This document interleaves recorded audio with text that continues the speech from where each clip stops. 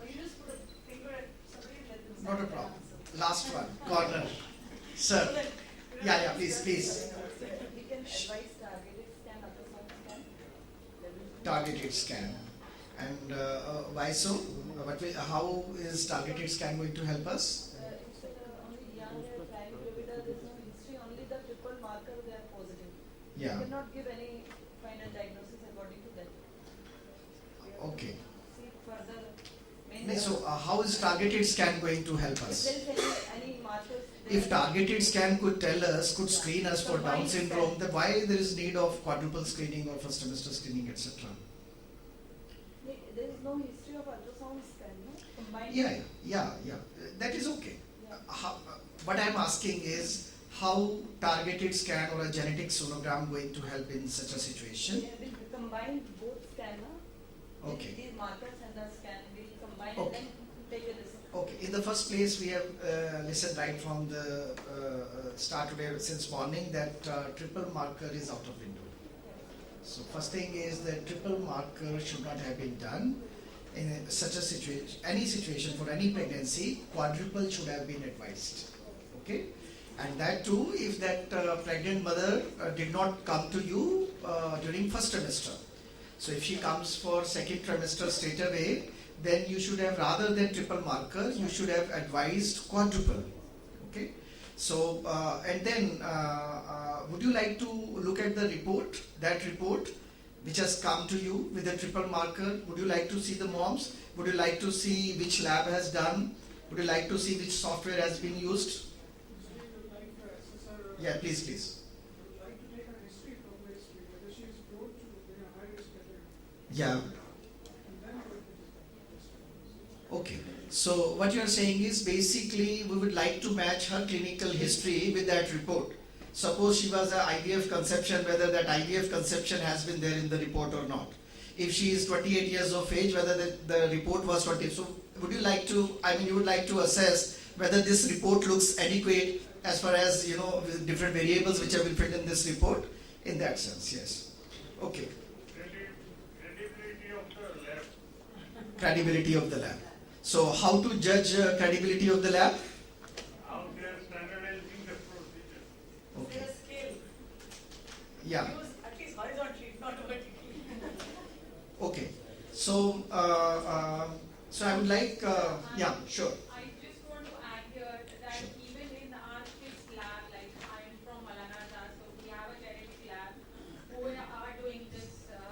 But whenever we get a positive report, then I personally go and check in the data filled in the software.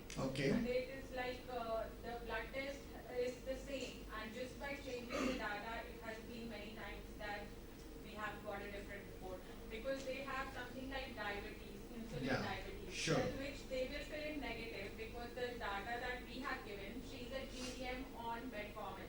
Okay.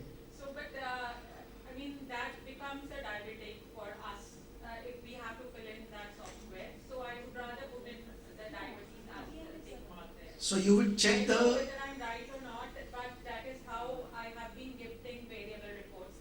And even if we've written the weight clearly, they will not be able to. There are many things which we mentioned, but they might not interpret it right. Okay. So it's just a software matter, and it's better to fill in the software on our own when we are going to a standardized lab with a positive report. We might not do it for everybody, right? it's wonderful. Thing is, if I may ask you, are you aware which kind of equipment your genetic lab is using? The name of the equipment? I think if you name some famous one, I can know. Okay, so that is Delphi Express. So that is Delphi Express. Is it so? No. Ma'am says that it's been standardized according to our Indian population. That's all. Okay. So I believe that because I know MAMC, because Dr. Sangeeta also comes from MAMC, so I believe that's a Perkin Elmer Delphi Express equipment and they are using life cycle software. Yeah? Most of the Indian cities are now having NABL labs. NABL Okay. now is proliferating all over India now in major cities, and even I think tier 2 or tier 3 cities also. Okay. So what he asked you, how do we assess the credibility of a lab? So one has to just look up who are the NABL labs in your area, and one can start sending over there. Okay, you want to say something? Please come, ma'am, please. You want to say something? Yeah, sure. Say. Okay. Percentage allows will be reduced. Okay. LMPL accreditation is not does not hold for prenatal testing. Okay. Standardized yet. Okay. And number one, number two, I want to tell about the dating of the pregnancy. Yeah. Sometimes you can get different from what we can, that itself will change. That itself. So basically the most important thing is whenever a report comes, as everybody is pointing out, that we have to check whether the data filled in that report on the basis of which we are getting that result, whether that patient data is correct or not, and that includes confirmation of gestational age, all personal age, and all those things. So, yeah, sure. One of the very common mistakes that happen to these laboratories is they date the pregnancy according to the PPD. Only LMP is not available. Right? Huh? Sometimes LMP is not available, then they have to take And PPD will PPD and no. Even if you give LMP, there's a rule in some laboratories. They will date only according to the PPD, and that is in the and we all software know the also. PPD can actually vary by almost 2 weeks, right? And that will really mess up your results big time. That is in the software. Right? So you need to get into the nitty-gritties of it, check whether they've got regular cycles, when the last period was, regular cycles, irregular cycles, whether the dating has been done by CR. The less than 14 weeks, the scan report should be there. Yeah, this is. Yes, that is a very important issue, I tell you. There are so many labs in my area, I would say, NABL accredited labs. If a pregnant mother goes to them that I want to get triple or quadruple marker done, they immediately say, get us the ultrasound. They will show the ultrasound, previous ultrasound with 9 weeks CRL, they would say, no, aaj ka ultrasound lao. So they will come to me rushing. I say that I don't have any appointments. No, you have to give. I have to give quadruple sample today. I want ultrasound of the same day. I called so many times to those labs that if CRL report is available, that is the best to date the pregnancy, even if you are giving quadruple at a later date. Okay, so you can fill in the softwares CRL at a back date so as to confirm the gestational age of that pregnancy. CRL it is plus minus 7 days the accuracy, whereas the second trimester it is plus minus 2 weeks. And these laboratories who are doing ultrasound machines in their little room just for the sake of biochemical screening, we very, very worried because they have reported biochemical screening even in anemia patients. This is actual reality. So you don't know what they're measuring as well. Yeah, so Dr. Quick, go and take away, you're going to that really quickly measure something and just give because you have to give quadruple. That is more important. Plus you make money here and you make money there. But very cautious about that. So Dr. Pratima, one question to you. Suppose you find that this lab on a equipment, this triple marker is done, it is not, doesn't appear adequate to you, or the software which is used does not appear that adequate to you. So in such a scenario, if that pregnant lady has come to you at 18.5 weeks of gestation, what are you going to advise to her? I think, first of all, I tell them very frankly that look, this triple test will be done, you've got a document, but if you think the gestational age is wrong, or some mistake you pick up in the report itself is very easy actually. Say this has not been done correctly, so you've got a better option. But sometimes it's all been entered, but you know that the baby looks, you've done the scan, the baby looks completely normal. And now the question is whether I would do an amnio based on this 1 and 242, or whether I trust my scan and just ignore this 1 and 242 because she has got a piece of document paper which says, and I'm stuck either. So I tell them very frankly that look, first of all, I'm not a great believer in triple test. So your option is normal, but 99% I can say. Or you have a better option. You don't want to go straight to amnio, go a quadruple. We'll combine the quadruple with the scan, and that will give a better risk assessment as a second trimester combined, and then you can decide whether you want to do a quadruple or not. Sorry, whether you can do an amnio or not, because quadruple can still work at 18 weeks. Yeah, Dr. Pratima, same question, because earlier the lady doctor had suggested that in a scenario where say even after quadruple and with the adequate report and lab and software, we get a high risk result, say 1:200. So now straight away you will offer amniocentesis, or you will like to do a genetic sonogram and then increase or decrease the risk and then advise I would amniocentesis? definitely do a scan, alter the risk accordingly, provided the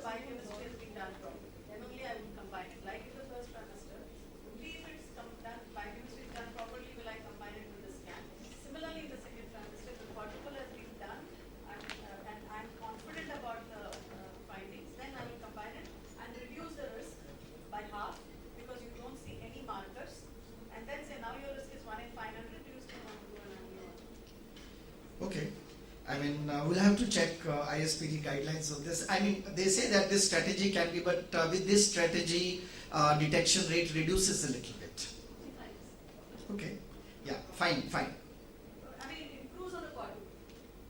Yeah, but if we try to reduce the risk on the basis of genetic sonogram or for a quadruple report, they would say that a little bit of loss of detection rate happens. Because actually, in fact, we got that from the ISP guidelines. Yeah, okay, must be. So Because I'll check genetic it. sonogram on its own has a detection rate of 50%. Yeah, it's a great. Yes. Okay. So this is another scenario. A pregnant woman comes to us with a high-risk report for T21 on quadruple screening, 1:82. And then you check her papers and you find a report of first trimester screening also that lady is carrying, and that reports low risk of 1:1240. So what should be done? Whether we are going to trust first trimester screening report or we are going to trust quadruple screening report. What are we going to do? Why quadruple was done? So first question is why quadruple was done. It was done wrongly. Quadruple should not have been done. Okay. So this we agree. We must try to teach or tell our fellow clinicians also that this practice should not be done. If we have done adequate first trimester screening, then you should not subject it to further quadruple screening as in isolation. Okay. So that is okay. But now this has been done. Patient has come to you, showing you two reports. What should be done? Yes, please. Yes. Yes. Go for detailed anomaly scan. Okay. 20 weeks if there are any soft markers. Okay. We can think of doing invasive or nowadays NIPT is there. Okay. The patient can afford. That can be done. Okay. So what you are saying is that we should trust quadruple high risk report and we should. If it is, Sorry. if the patient is confused and she says that first time it's just feel. What are you? Patient is confused or not? Whether you are confused or you are not confused. Detailed anomaly scan. I would suggest a detailed anomaly scan. Detailed anomaly scan and then decide if it is normal you would avoid it. Nothing is good. Dr. Pratima says reduce it by half, 1:22 will become 1:64, it is still high. Okay, not a problem. Who else? Look for neural tube defects. Look for neural tube defects on the basis of this quadruple. Because quadruple comes with alphabet protein. Okay. But I'm saying is that NTD is already a low risk. This is T21. Okay. Yes. Anybody else wants to say something on such a scenario? Wants to say something? We can also integrate the risk if the tests have been done from the same lab and it is From- possible to integrate the risk. If it was all, it's only possible two conditions. One, from the same lab, and second, it is from the same Delphi Express only. And then only on life cycle software it is going to work. Because I am not aware whether any other software gives us integrated screening report. No. So there is only one software available, that is Dr. Howard Kuckel's software. That is integrated screen software.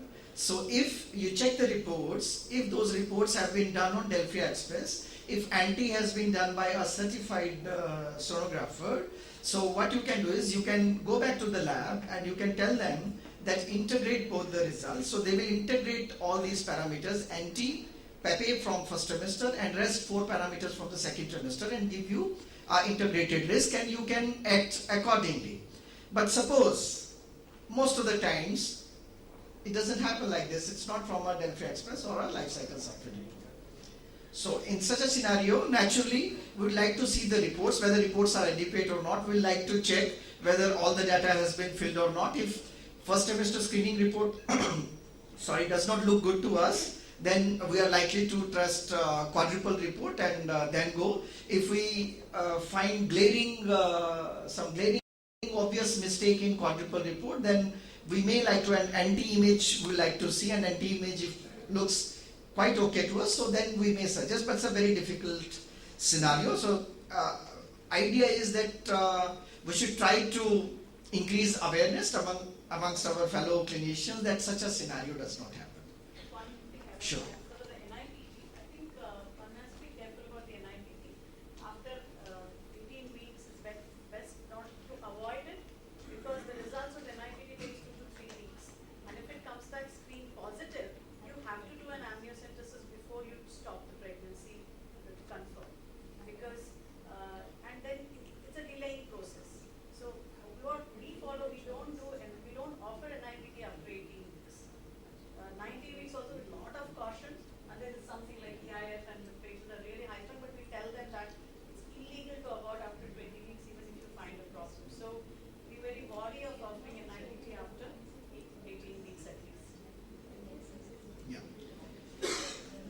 Yes, okay. So there is another scenario. Yes, a 44 years old lady with IVF pregnancy was advised first trimester screening elsewhere, not with you, and is carrying a high risk report for T21, that is 1:48. And this is a common scenario. I still have to find one IVF pregnancy with donor egg who comes to me with a report in which donor egg is already mentioned and donor age is mentioned. I still have to, those ladies, they have conceived after IVF, they come crying, and this has come positive because it's a 44 years. But this was a donor egg pregnancy. So how does it change the risk? Suppose if it's a donor egg pregnancy? So we have to fill in age of the mother from whose donor egg is there, whose egg is there. So nearly all the times, if I have done 30 or 40 IVF pregnancy with donor egg, in all the cases I have to personally go back to check the age.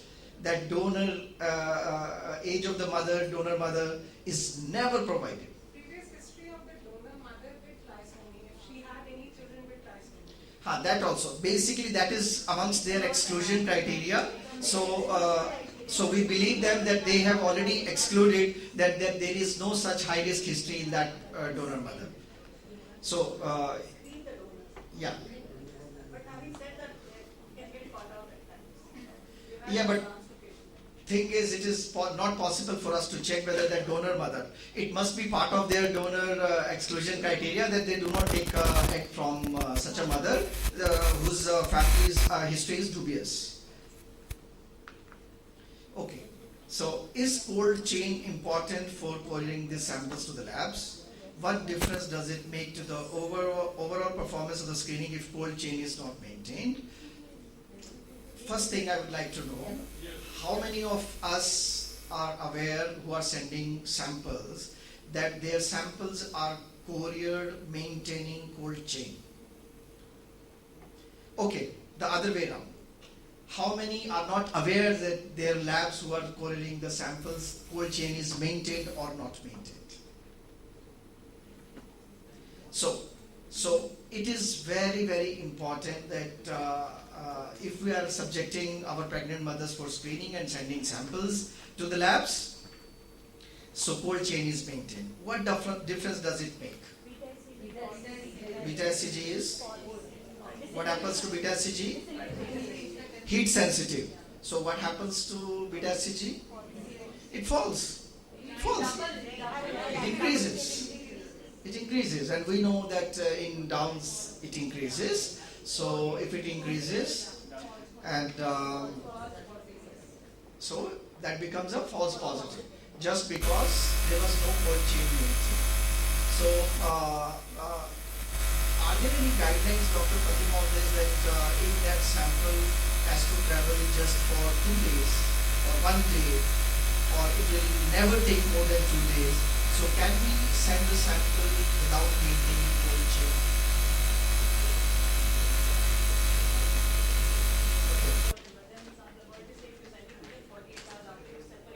Serum. Centrifuge the serum and separate it and their specific tubes, that it is likely to be stable for a slightly longer time. Yeah, there's a paper actually, Dr. Kipros's paper. Dr. Kipros has answered to all the problems. So he has a paper in which he has told that in our country, 30-degree temperature is very easy to get. So if the temperature is 30 degrees, it takes just 2 hours to alter the concentration. So you can only measure adequately within 2 hours. If this is 40 degrees, so even the first 2 hours, the concentration of beta HCG changes. So this is such an important thing to maintain cold chain. Cold chain from which place? Cold chain from the site of the sample collection. Because sample bhej diya, sample goes to the courier company, it takes 3-4 hours. In 3-4 hours the concentration changes. 30-40 degree temperature is routine in India. Please. This problem of cold chain can be eliminated very easily if you send a sample to a lab which does the test themselves. No problem of cold chain because the samples are being in the lab and they are processed in the same lab. So they are just a question of cold chain. Same lab means in station, in the same station. Acha, in-house. In-house, the lab is doing the test themselves and every gynecologist practitioner practicing comes to know in her area which labs are doing the test themselves and which are sending it here and there. So that is one point of just eliminating this all problem of the cold chain. You make sure a lab does samples themselves. They don't send it off. Okay, so And you come to know from talking to the owner of the lab and the pathologist whether you are doing it yourself or you are sending it outside. yeah, there is actually, if I may ask you one question, that if that lab which is doing those samples in the same city only, but they do not understand A, B, C, D, E, anything of the prenatal screening, how can we send the samples to them? No, then the question of same thing, sir.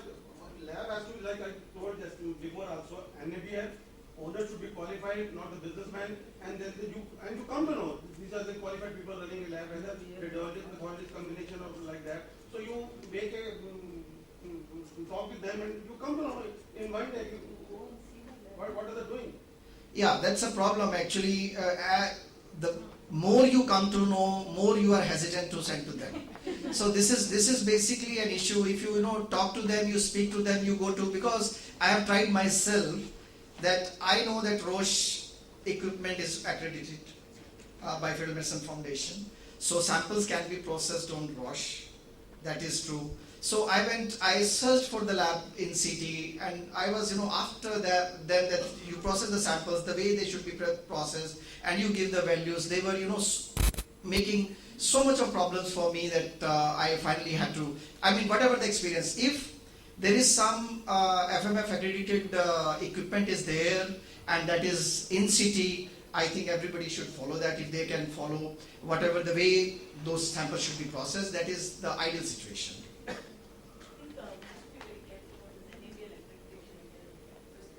NABL accreditation is one thing, but that does not regularize the screening, prenatal screening samples. There's actually an accreditation by the UK NAQUA's quality control, right? And they are supposed to, these laboratories, why we keep coming back to Perkin-Elmer and Cryptor, and why they are still on Kipros's list, because they can get thrown out of the list like that. It's not his whims and fancies. It's because every year they have to submit the audit of their data, that they are doing it correctly, and every month there is a calibration that happens in these laboratories. The calibration happens and they have to meet the quality. So that means the laboratory, the Perkin-Elmer labs and whoever is controlling them, to get that UK NAQUA's accreditation, the sample, dummy samples are sent to them. And they have to measure that and keep processing their equipment to it. Right? Now, I don't know the whole technical part of it, but this is a thing that they have to continuously do every month. Right? It is not like one person comes once in a year and sees you've got all this equipment, this is amino ELISA, that is something else, this is this is that, and they walk up and give you one sample and go. It does not work like that. This is real value prenatal samples, and based on these results, you are actually going to do invasive procedures, and that is going to lead to miscarriages. Right? And why we have false positives of 0.73% is primarily because of this, because we don't accept anything from random laboratories. Right? Tomorrow they come and say, okay, we are doing Roche, we are doing. Coming is adequate. It is difficult. I tell you, I always say this example that screening, when we talk of screening and especially prenatal screening, it is different from the diagnosis. You see, what happens is, suppose you are diagnosing a fetal heart, and you said that this is normal, and when baby is born, it turns out to be subanomaly. So there is a feedback. You are immediately caught that you did not do adequate diagnosis. But in prenatal screening, what happens is, suppose you give a highest possible risk, and that is 1:2. You have given that risk. After that, invasive procedure happens, and it turns out to be normal. Patient comes to you, you can tell, oh, lucky you are, 50% chance. It's fine, great. You didn't have doubts. Suppose that same very person, say me, has given another person a low risk of 1:1800, and that turns out to be downs, and they come to me. diagnosed. I did screening, I didn't diagnose. So that may turn out to be downs. At that time, after screening has happened, nobody can question a person. What we can do is, we can have all those protocols in place, whether this screening is happening adequately or not beforehand. And this is very important in the cases of prenatal screening, because invasive procedure is happening because of this result. And invasive procedure carries a risk also. So if some baby is lost because of our fault, because some lab did not report it correctly, or we did not do adequate NT, that is extremely unjustified. So what UK does is basically receive sample from you. You report that sample, they also process that sample, and they realize that this is within range, this is adequate. What is the problem for established labs to do this? Why are not they doing it? Actually, thing is, it is not that we should push those labs to acquire UK NECAs. That is actually our part of this thing. I think we will discuss later on, Dr. Fatima. Are we going to discuss it? Okay. So let us move to another this thing that you are have a busy practice. There are certain samples, 4 or 5 samples. The samples were for dual beta CG PAPE, first trimester samples, and second trimester quadruple samples. So they were collected by a courier company from your clinic, and they were expected to reach there within 2 days or 3 days maximum to the lab. However, this was Diwali season, and courier company was very, very busy, and they ignored your samples. They ultimately reached, say, 6 days or 8 days after. Does it make any difference? They claim that cold chain was maintained. They claim cold chain was maintained. So does it make a difference? Sorry? Too much of delay can cause anxiety, because if it comes as a positive, we cannot trust. That's it. So too much of delay is a problem. How much is too much? Do we have any guidelines for this? Maybe 24 hours. Achha, 24 hours. 24 hours. Okay. See, I'm not sure, but the same paper I was pointing out of Dr. Kypros Nicolaitis was saying that if everything is maintained in a serum form and cold chain was properly maintained, that means 4 degrees Celsius temperature, then 8 days it gives adequate results. Doesn't vary more than 10%.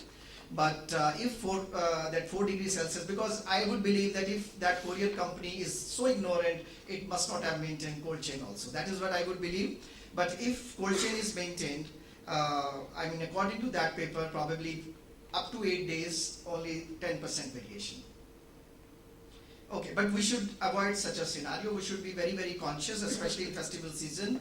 We should double check from our lab or courier company that they are going to reach in time. Okay, so another scenario, a 16 weeks pregnant woman that comes with a first trimester screening report, and it shows NT of 1.0 mm, which was reported at CRL of 67 mm. And free beta SCG moms were 2.2 and PAPE is 0.5 mom. But when you check the record, you do not find anti-image. So what do you do then?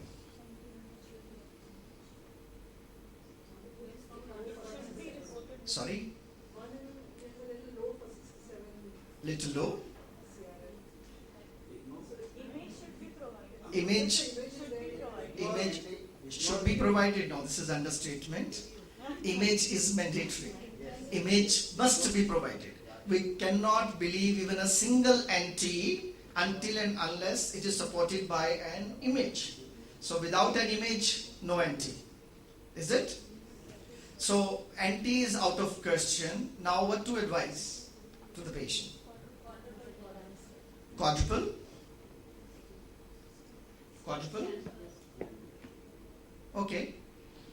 Why quadruple should be advised? Why we have ignored this? What about this beta HCG and PAPE? So beta HCG and PAPE look abnormal.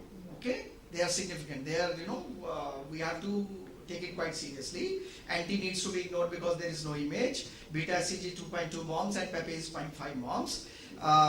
We have to do quadruple. So suppose this biochemistry, if it was done on Perkin-Elmer equipment, so if we can use life cycle software, so it would be nice if we can at least get a serum integrated report. Or if it was done from some other equipment, then possibly we may not have that an option. So we can get a adequate quadruple screening, and on the basis of that, we are going to decide. 16 weeks we have each on our side. Yeah. Okay. So another scenario, common scenario in our Indian context, obstetrician in a periphery. She doesn't do ultrasound herself. Whom she refers is sitting 35 kilometers, who can adequately do anti-scan. Okay, so but she is willing to give her pregnant mother population a chance of evidence first trimester screening as a population as a whole. So what are the options available to her? How can she do this? Pool of patients, Sorry? pool of patients and problems. Pull her patients, hire an ambulance and send them. Yeah, it's possible. Possible? Okay. Or ask if the doctor can come here one day. Doctor is very busy. It's not going to oblige. Take it from me. Yeah. Yeah. Dr. Anita, would you like to take this situation? What are you going to advise to her? What are her options and what can she do to give the best possible evidence-based screening to her pregnant mother population? When we have a person like this, it is better to send the patients to 35 kilometers. Okay. we Yeah. have no other option. No other option? Train the doctor. Train the Okay. doctor. So can we do serum screening, a contingent screening with serum first? That's the only option she has. But what about the first, you want to know about the first trimester defects, just the serum screening doesn't have old first trimester. Yeah, that is true. Yeah, that is true. See, okay, If she does a good CRM herself, that's she's not doing ultrasound. She doesn't do ultrasound. She doesn't do ultrasound. Okay, so I don't know. Ideal is, as Dr. Anita is saying, that combined assessment is the ideal situation, because it is not just about measuring anti and ruling out downs. We are looking at many abnormalities, and the first trimester scan is a very important scan during 9 months pregnancy. So we must do our best to give every pregnant mother a chance for an adequate anti-scan. But Dr. Pratim, I would like to, suppose there's a situation, she says that I can offer a contingent screening, which my patients will agree to, that I will subject serum testing to Dr. Michael Christensen's model, in which Denmark's model, where they are able to achieve 80% detection rate of Down syndrome with 4% false positivity rate, with a cutoff of 1:65 for biochemistry, which is straight away goes for invasive, and 1:65 to 1:1000 for anti-scan. That way, 1 out of 5 pregnant mothers is subjected to, 20% pregnant mothers are subjected to anti-scan. So that is reported. Evidence is, so is it possible? Can we? Yeah, I think why not? We have to do something so that it's not that we can't do this at all.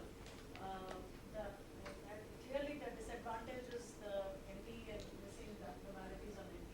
But one of the things that is possible is maybe to do AFP also in the first trimester, because if they can do AFP, because there's some evidence coming up AFP association with neural defects in the first trimester. Okay. So adding on, I don't know whether labs are doing it here at the moment. I don't think they're doing AFP in the first trimester yet. I think Astraya software also, my Astraya software does not, it's not giving me results for AFP. AFP, yes. They can do the AFP. But see, my main concern is, one is, yes, contingent screening is 20%. If they have got a high false positive, it's good actually, because they'll have a good scan. Right? So that way, Yeah. Yes, Yes, 1 yes. in 5 actually go out. Yeah. That's good.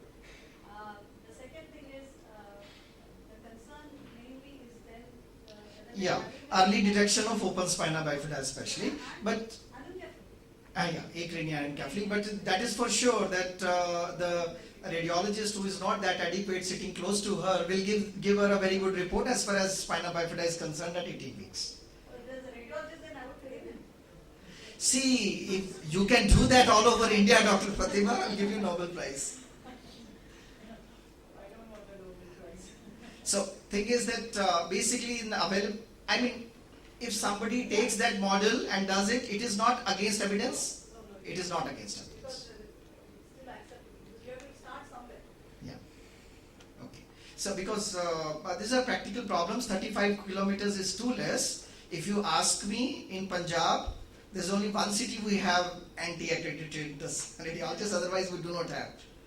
So, okay. A clinician wants to subject only high-risk cases for unemployed screening.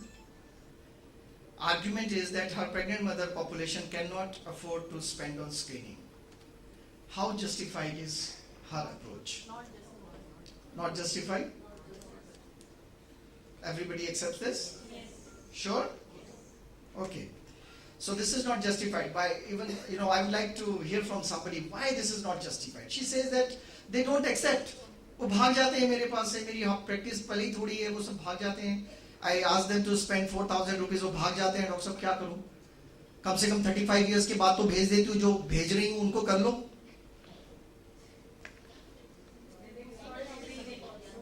Yeah. Yeah. So, I mean, this is acceptable that it has to be universal. We cannot accept only, more than 35 years or any other family history kind of ladies only coming for this screening, because that way we will only increase the false positivity and we won't be able to detect good number of Down syndrome cases. Oh yes, 70%, at least in Indian population. Yeah. Yeah, so, okay. This is pretty clear. Then another scenario, first semester scan shows NT of 1.5 mm for CRL of 54 mm. Biochemistry was also low risk. But when we did 18 weeks anomaly scan, it turns out to be a case of a lobar holoprosencephaly. So, why NT scan was not abnormal? NT में क्या दिख जाएगा? A lobar holoprosencephaly? How come? कैसे दिखेगा? Sorry? Tell us in detail. Just not just one minute. Please come out. You're right. It should be seen in NT scan. So the butterfly sign will not be seen. Butterfly sign won't be seen. Okay. Okay. So basically, what we are trying to say is that NT scan is not just for NT. There are many anomalies which we can pick up in NT, and there are certain anomalies which we should pick up in all cases when we do an NT scan. So A lobar holoprosencephaly also should be nearly picked up in nearly all the cases. So that NT scan, if somebody does and says that look at my NT picture, that is perfect. So even then that NT scan is not adequate. Okay. So very important. This is the argument I hear time and again. Senior radiologist friend argues, why should I subject myself to FMF certification at audits? I know how to measure NT. Are they gods? Who has given FMF authority to give me license? I will give FMF a license. Quality control is needed in every aspect of ultrasound. Why they are shouting so much on NT image?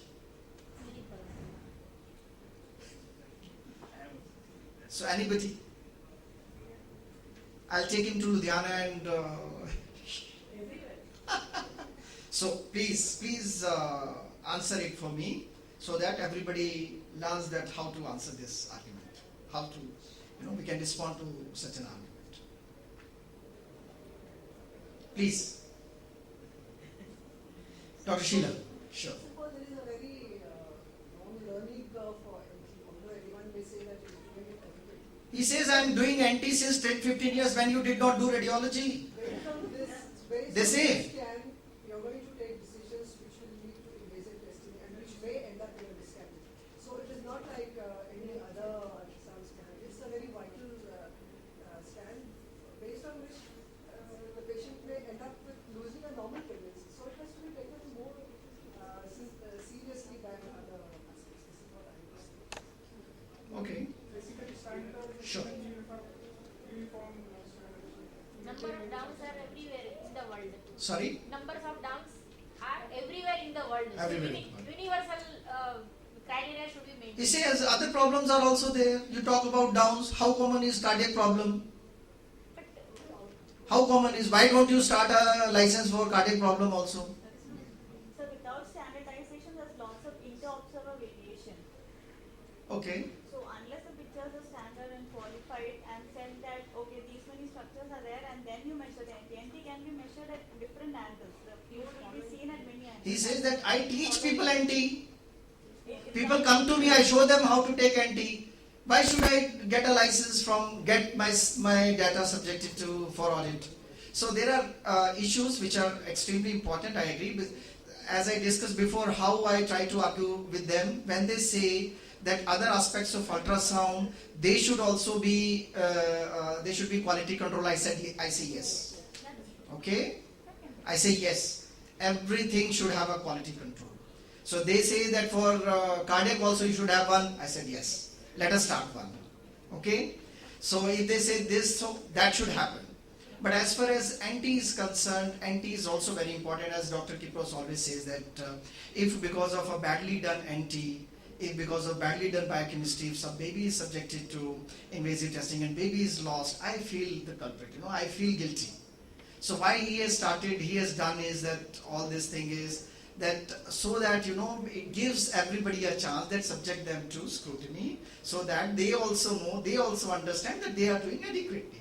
Because there may be many people that who may be thinking that whether they are doing adequately or not. I tell you my example. When I was measuring NT 11, 12 years ago, I didn't know about NT. So I measured for 1 year or so. After that, I realized how important it is to measure NT. I got scared. So then I did not measure NT for 3-4 years. So after that, I got the know-how. I realized that I can see NT. But by that time, my equipment was very poor. Was not that good. So I thought that if I will subject these images to Fetal Medicine Foundation, they would reject it. The equipment is not good. These images do not look good. I did not realize one fine day I sent the images and they accepted it. So there are many people, who would believe that they do not do good NT, they are not doing adequately. So maybe they are doing adequate NT also. Okay? So let us give everybody a chance that they subject themselves to scrutiny, submit their images, submit their audit, and that way they are sure that they are doing adequately. Also, if they do a screening, and screening turns out to be low risk, and that baby turns out to be Downs, if they are licensed and accredited, they subject their data, everybody knows that they have done it adequately. So nobody questions. So recently happened with me in a hospital. Gynecologist used to send me NT Down syndrome screening. So combined test was done, NT was done. It was pretty low risk. And she called me one fine day, baby is delivered, and pediatrician saying it is Downs. So I said I didn't sleep the whole night. Downs babies came in my dreams, multiple Downs babies. I was very upset. Next day, I went to the hospital. I asked for images. They showed me images. I took a relief. That image was excellent. Then I looked for biochemistry. I saw biochemistry was excellent. Everything was in place. I said, don't worry. Everything is in place. Even if that turns out to be Downs, so don't worry. They cannot sue you. Even if they sue you, don't worry. So they also got relaxed, and what we found out after that baby was not Downs. Baby was okay. One. Second thing is that lady doctor was subjecting a little bit, say 20-30% of her pregnant mothers to NT. After that, every pregnant mother is coming to me for NT scan. So this is important. So certification is important, I would believe. Certification is important because we are out of this screening result, we are subjecting pregnant mothers to an invasive test, so which can lead to spontaneous abortion. So that's a big issue. So I think we should strongly argue with all our friends that they also subject themselves to scrutiny. Thank you.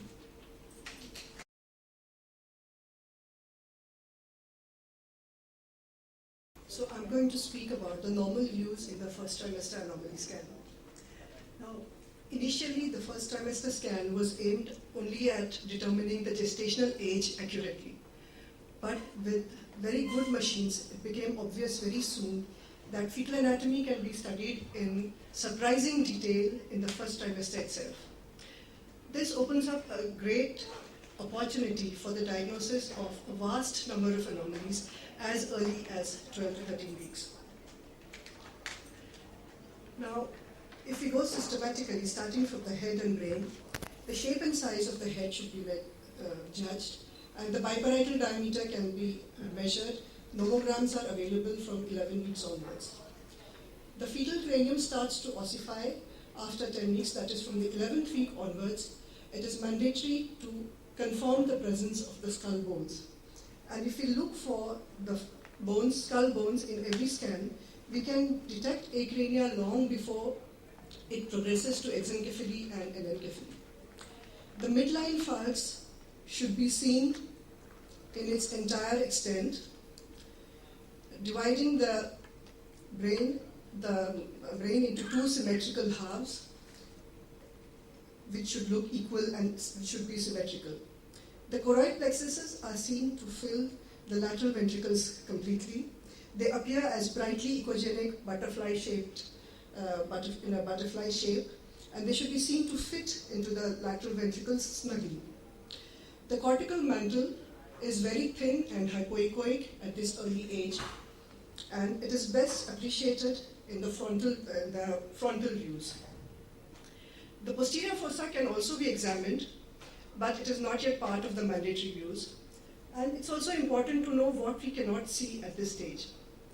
The cavum septum pellucidum is not yet developed, the corpus callosum is not developed, and the cerebellar vermis is not developed in the first trimester. So it's not wise to comment on these structures. Now, a slit-like third ventricle can be seen sometimes within the falx, but that is not the cavum septum pellucidum. The spine can be examined in the coronal long axis and the axial views. The spinal ossification centers should appear like a row of parallel dots with a smooth curve. There should be no angulation or breaks in that curve. And the echogenicity of the ossification centers should be the same as the echogenicity of other bones. The overlying skin can be examined when either the fetus jumps up and away from the amnion, or if it is lying prone, then the skin over the spine should also be judged. One thing to remember is that the sacral bones do not ossify so early, and so the sacral bones need to be examined later. Again, we should not comment on that. The face again can be examined in the profile, axial and coronal views. The profile view of the face is, of course, at the center of many of the markers for aneuploidy, and a lot has been said about that. But I'll only say that the forehead, nasal bone, and the palate and mandible can be examined in this view. The forehead, nasal bone, and mandible should appear to be in the same line. The nasal bone, as has been told already, appears as the second echogenic line below the skin. And it should be more echogenic than the skin overlying it. The palate appears as a thick rectangular echogenic mass there, and the mandible should be well formed, the chin should be well formed. Coming to the axial views, the orbits can be seen in the axial views, and the lenses can be identified by the echogenic anterior and posterior margins. The interorbital distance is not formally measured, but by eyeballing can be judged whether it's normal or not.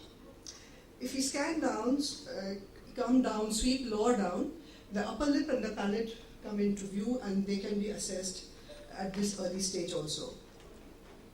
In the coronal view, we have the premaxillary triangle, and the base of this triangle is formed by the bony palate, the sides by the maxillary processes, and the apex by the two nasal bones. An intact premaxillary triangle can confirm an intact palate. If you scan a little higher, you can even see the orbits again in this coronal view as well. Coming to the fetal neck, you can examine the anterior, posterior, and the sides, and the two sides for any masses or any fluid collections, abnormal masses or fluid collections. The nuchal translucency, of course, is the normal fluid collection behind the neck, and I will not speak about that. Coming to the chest, in the cross-section view of the thorax, the heart is seen to occupy the, sorry for that typing error, the middle one-third with its apex pointing to the left. The heart is flanked by the two homogeneous-looking lungs, one on either side, and each lung occupies about one-third the area of the thorax. There should be no fluid collection around the lungs or the heart, and no cystic or solid muscle should be seen inside the lungs or in the rest of the thoracic cavity. The diaphragm can be identified as a thin hypoechoic line between the thorax and the abdomen.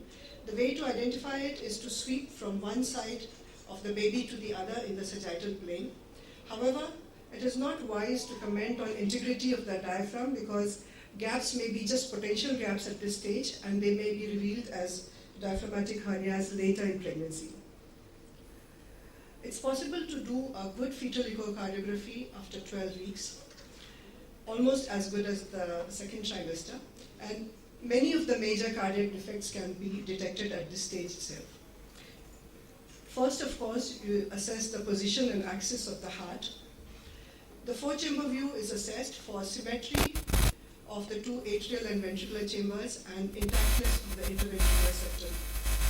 The three-vessel and three-vessel trachea view can rule out most defects of the outflow tracts. This one is not running. Anyway, you can see it in the still images here. The two atria and the two ventricles look symmetrical and the interventricular septum should be intact. The three-vessel view is similar to that in the second trimester, and it can rule out most of the defects of the great vessels. Color Doppler has an important role to play in fetal echocardiography at this early stage, especially if you're scanning through the abdomen for an obese mother. In the four-chamber view, two colored stripes of the same color and similar size should be seen. And as we sweep to the three-vessel or three-vessel trachea view, we see two antegrade flows in the great vessels meeting in the V shape with the V point of the V towards the left of the spine. The tricuspid Doppler, the tricuspid valve can be studied in real time as well as with pulse wave Doppler and color Doppler. Regurgitation in the tricuspid valve is also a marker for aneuploidies and could be part of many anomalies. But it's important to remember that mild to moderate regurgitation may be a transient phenomenon and is present in many normal babies as well. The ductus venosus can also give a clue about cardiac anomalies. Coming to the abdomen, all the landmarks of the second trimester are visible in the first trimester itself. Determining the situs first. For this, we have to mentally map the left and right side of the baby and then sweep from quickly in the transverse view from the chest to the abdomen, confirming that the heart, the apex of the heart and the stomach are both on the left side of the fetus. The stomach appears as a single anechoic structure in the upper left of the fetal abdomen. The abdominal wall has to be examined for its intactness, and the point to look for is the cord insertion. The place to concentrate on is the part where you see both the intra as well as extra-abdominal part of the cord. Sorry.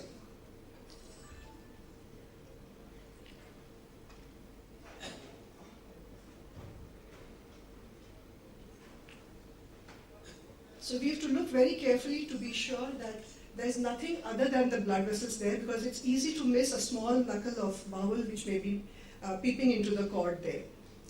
Now, but it's important to remember that there is the physiological herniation of the gut that happens in the early first trimester can remain for some time and may persist up to early part of the, up to the 11 week scan, up to the 11 weeks.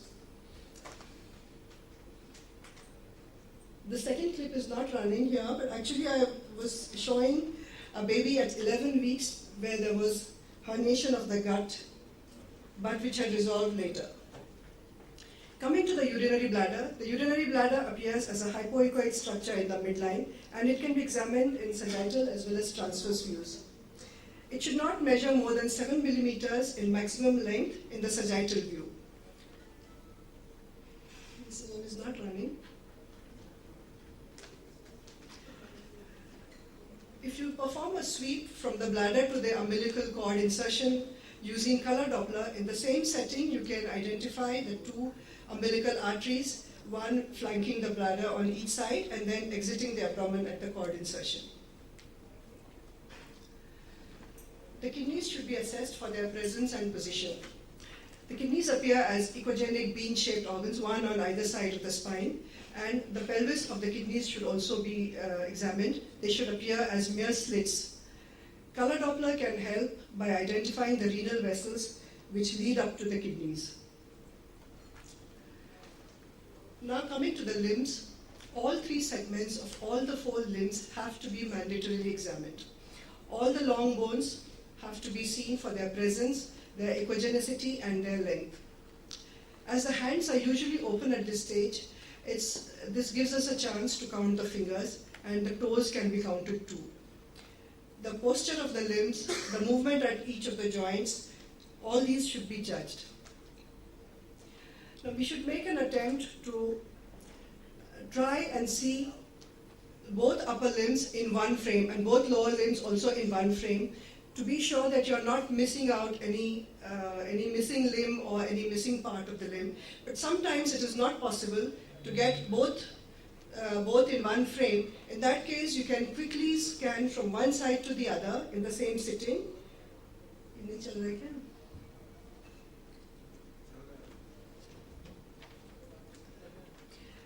And confirm that both the limbs, all the segments of both the limbs are indeed present. So we've just seen that it's possible to see fetal anatomy in great detail, but we must remember that there are certain limitations and pitfalls. Firstly, some anomalies can never be detected in the first trimester, simply because structures are still evolving and developing, and some things have not yet developed. So the first trimester scan does not replace the second trimester scan. Even if the first trimester scan does not show any problem, the patient has to be counseled that the second trimester scan must be done. At the same time, there are some normal structures which may be mistaken for defects. For example, the corpus callosum, the cavum septum pellucidum, and cerebellar vermis are not yet formed at this stage. The lateral ventricles appear very prominent and should not be mistaken for hydrocephalus. The sacral bones do not normally ossify in the first trimester. The physiological gut herniation must be remembered, and if we see this, we can call the patient back in about a week's time and confirm that whether the gut has returned into the abdomen or not. Many anomalies of the kidney and bladder may not show up in the first trimester and manifest a little later. Similarly, many anomalies of the stomach and bowel may become apparent in later weeks of pregnancy, although they appeared normal in the first trimester scan. Thank you.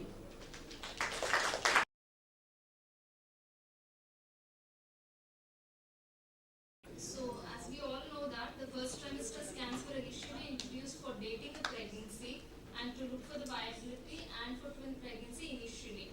But later on in the 1990s, 1992-93, it was basically for screening for aneuploidies. But now we have moved on with the advent of the beta ultrasound machines, with the introduction of transvaginal sonography, and also, of course, not the least best skilled personnel and trained personnel, we are able to describe the anatomy of the fetus and hence detect abnormalities. So what are the advantages of assessment of the fetal anatomy in the first trimester?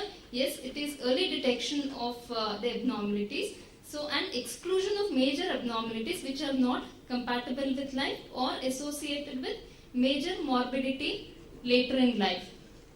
So, early reassurance to the mother, earlier genetic diagnosis, and easier pregnancy termination, because first trimester termination is better than the second trimester termination. So, the limitations of this scan are: we require trained and experienced personnel who are ready to give a little more time for the scan, and definitely not a 5-minute scan.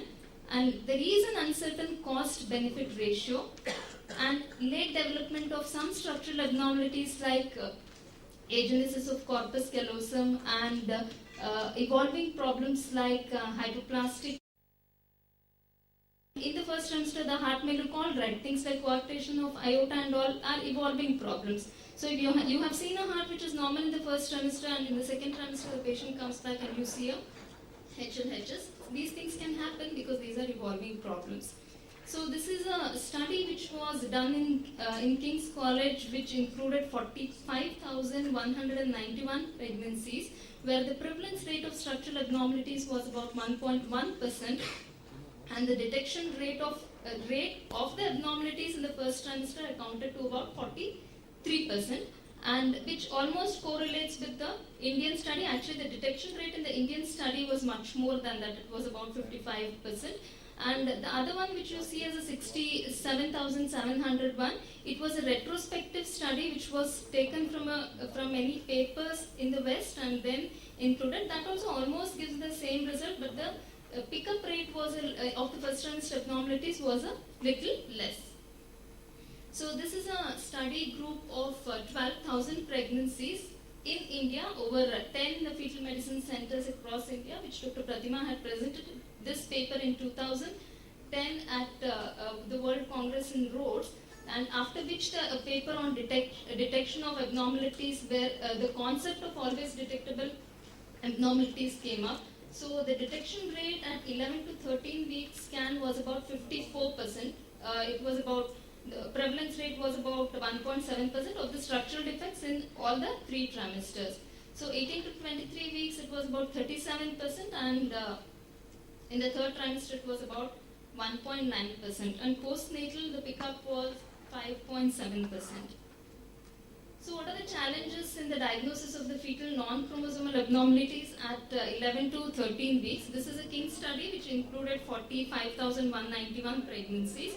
So the aneuploidies were not included, and 448 abnormalities were detected, and 43% of them were first trimester defects. So from here evolved the concept of always detectable abnormalities in the first trimester.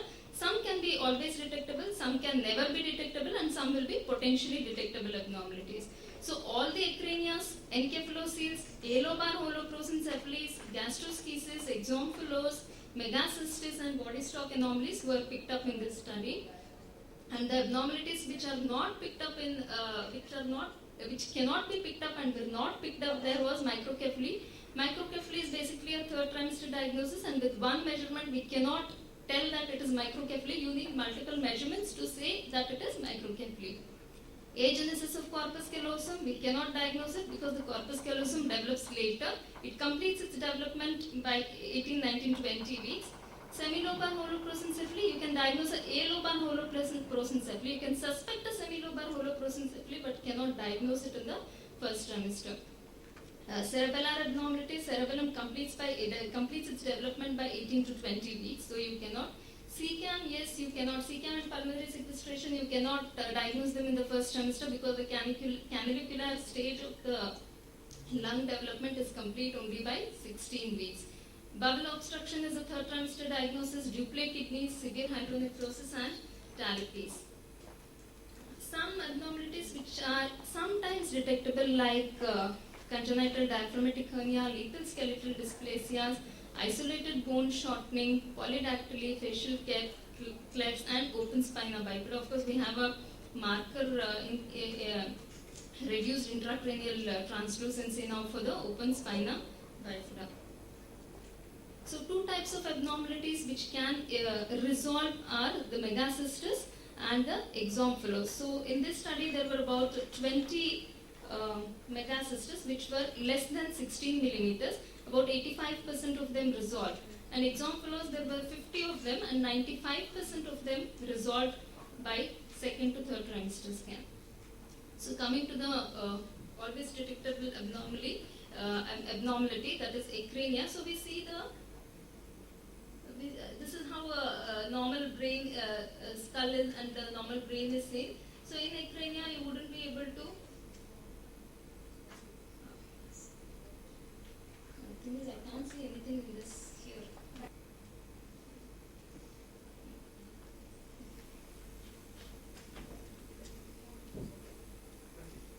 Okay, so you see, you don't see a normal skull there. The brain is covered with a membrane, and you see a disruption and distortion of the brain. So at 11 to 13 we scan, the pathognomic feature of an anencephaly is acrania, where the brain appears either, it may be normal or there may be severe distortion and disruption.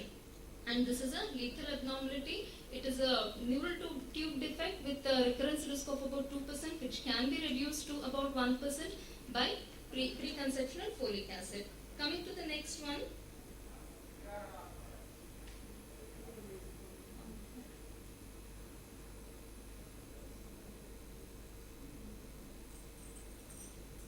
So you see a normal, you see a cranium there, but you see a defect. So there is a defect in the continuity of the cranium and herniating contents of the brain through this defect. So there is a gap in the continuity of the skull. This is an occipital encephalocele with a typical bun appearance. So 75% of them are occipital, 25% of them are frontoethmoidal or maybe parietal.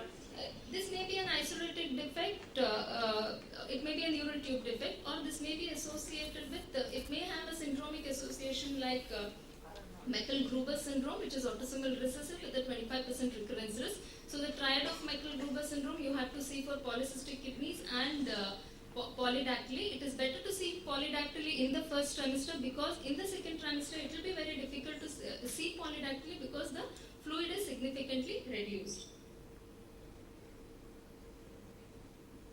So you see an almost flat face here, right? So the face is almost flat, and yeah, you see the cranium well, but the cleavage is not seen. You don't see a farx there, and the thalami are fused. So that is a, what is that? Yeah. So that is, what is that called? It is a monoventricle, right? So it results from incomplete cleavage of the primitive forebrain to divide into two cerebral hemispheres, and 50% of these are associated with facial defects, where there may be proboscis, cyclops, and most of these are associated with trisomy 13. Correct.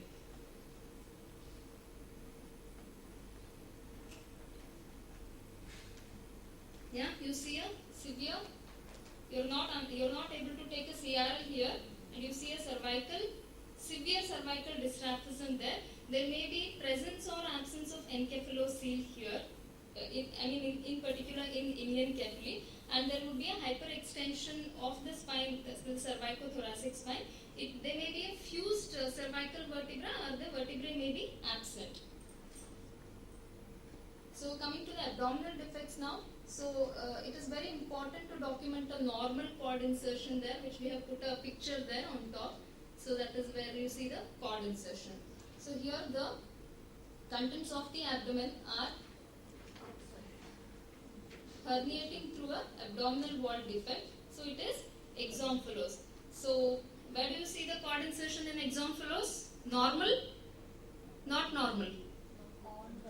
Yeah. So you see the cord insertion on the membrane. So you don't see a normal cord insertion here, unlike gastroschisis. So there may be a small exomphalose or a big exomphalose with herniation of the liver also. But small exomphalose are mostly associated with trisomy 18 or 13. So 95% of them would be euploid with only bubble there.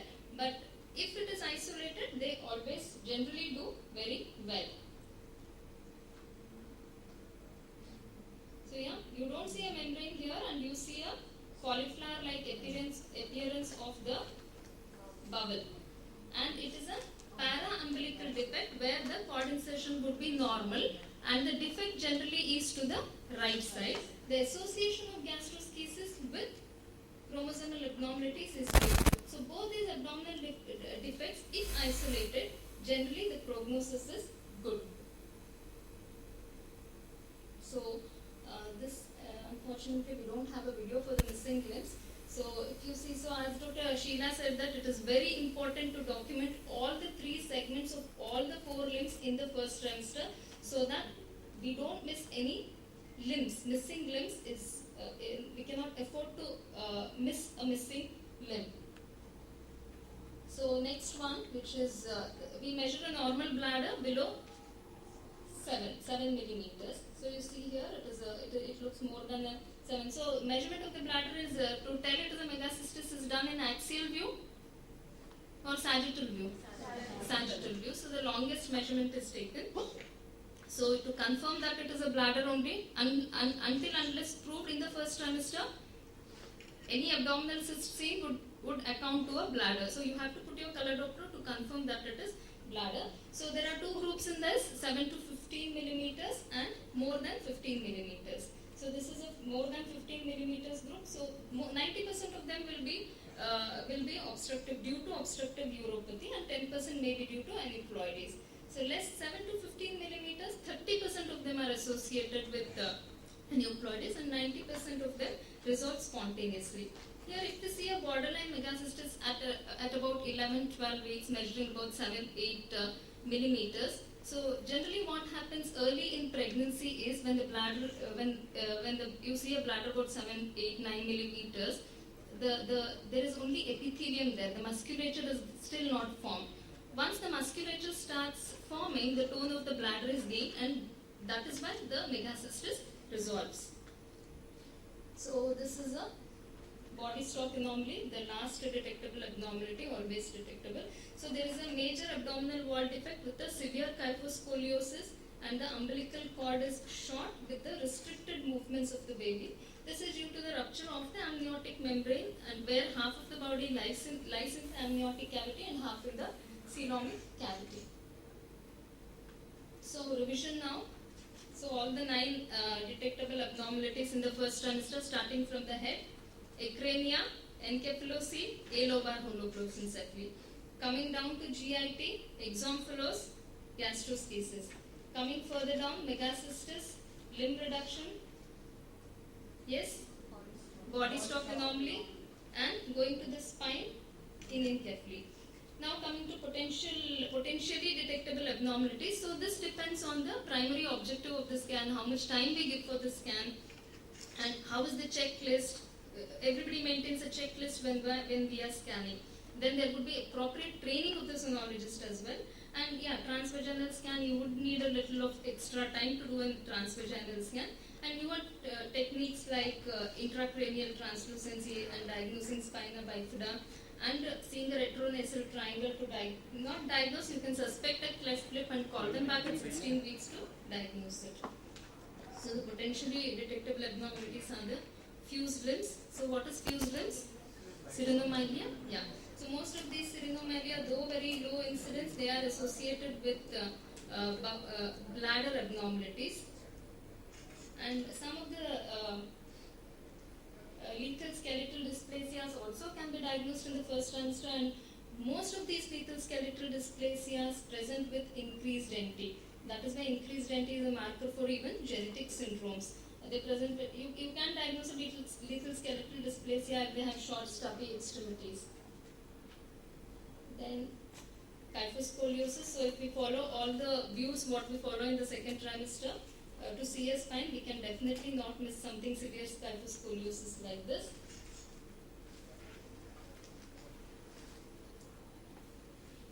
So you see something there? Yes? Yeah, there is a actually this one, when we started off the scan, we saw that the brain stem is a little prominent and a small intracranial translucency. So we waited for the baby to turn and then we could make out a open spinal bifida there. So potentially detectable abnormalities, cardiac, especially cardiac abnormalities, it again depends on the appropriate training of the sonographers, extra time allocated to the scan, and very importantly, the person should be able to perform a second trimester echocardiography. Effective diagnosis is possible only by an expert. So screening should identify an early, easily recognizable marker in a high-risk group that can be referred to an expert. Increased NT, abnormal tricuspid flow, and absent ductus venosus flow. So some of the defects it is not possible to detect even by the experts at the first trimester scan. The reasons we have already discussed.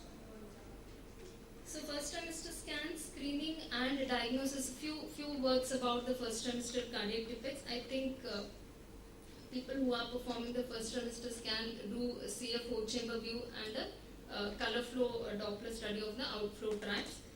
So here we see that increasing NT, as the NT increases, the risk of the cardiac defect goes on increasing. Here even with the increased NT here and we add on a tricuspid regurgitation, again the risk increases.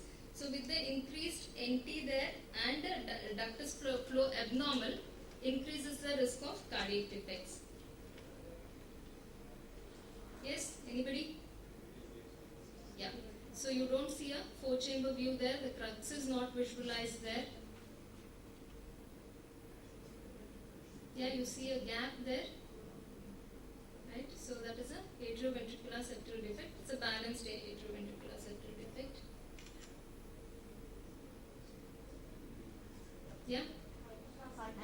Correct. It is a hypoplastic left heart. You can see the flow only into the right side of the heart. The left side of the left ventricle, you can see it's quite small there. Right? Okay, we have a BFMC data of about 5 years where we detected about 25 cardiac defects, and most of them were 4-chamber defects. So AVST and HLHS were the ones which we detected, and 90% of them had an increased NT. So, and abnormal karyotype, 7 of them had abnormal karyotype. And if we see this, the which we detected, the first trimester scan was performed with us, and when they came in, it was normal, reported as normal. When they came back to us at the second trimester, we did detect cardiac abnormalities, but most of them were outflow tract abnormalities. Yeah, we have moved down now. We can it is not that we cannot diagnose outflow tract abnormalities in the first trimester, but it depends on at what time we see. If we see it at 11 weeks plus, by 12 weeks we would not be able to diagnose. Yeah, if we see at 13 plus weeks, definitely a major abnormality we would not be able to miss. So about 50% of the major fetal anomalies can be detected in the first trimester, allowing for a safe termination of pregnancy. Always detectable abnormalities must not be missed. So we have discussed the always detectable abnormalities, 9 of them. And very importantly, knowledge of the in utero evolution of certain anomalies will avoid unnecessary TOPs, which Dr. Sheila already described, like the cerebellum and the corpus callosum wouldn't be developed. So it is very important to understand the ultrasonographic embryology of the fetus. So, and most importantly, training and updating oneself constantly is very vital to run good first trimester screening and diagnosing programs.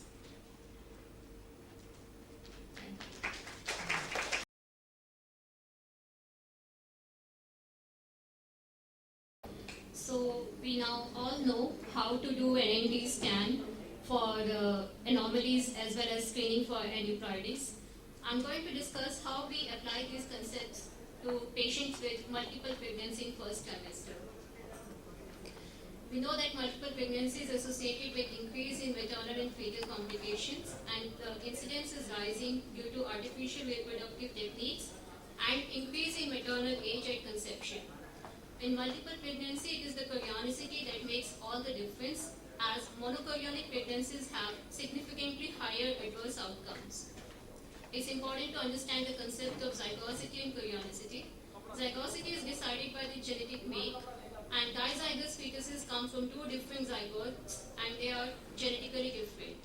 Monozygous, they come from splitting of a single zygote, and hence these are genetically identical. But we cannot establish zygosity by ultrasound. What we can establish is chorionicity. It's the number of placenta, and chorionicity is best established by ultrasound in the first trimester. When we see 2 different placentas or lambda sign, it is dichorionic. Whereas if it is a single placenta with T sign, it is a monochorionic pregnancy. In dichorionic, each fetus has its own amniotic membrane and chorionic membrane, and on the scan it appears as lambda sign.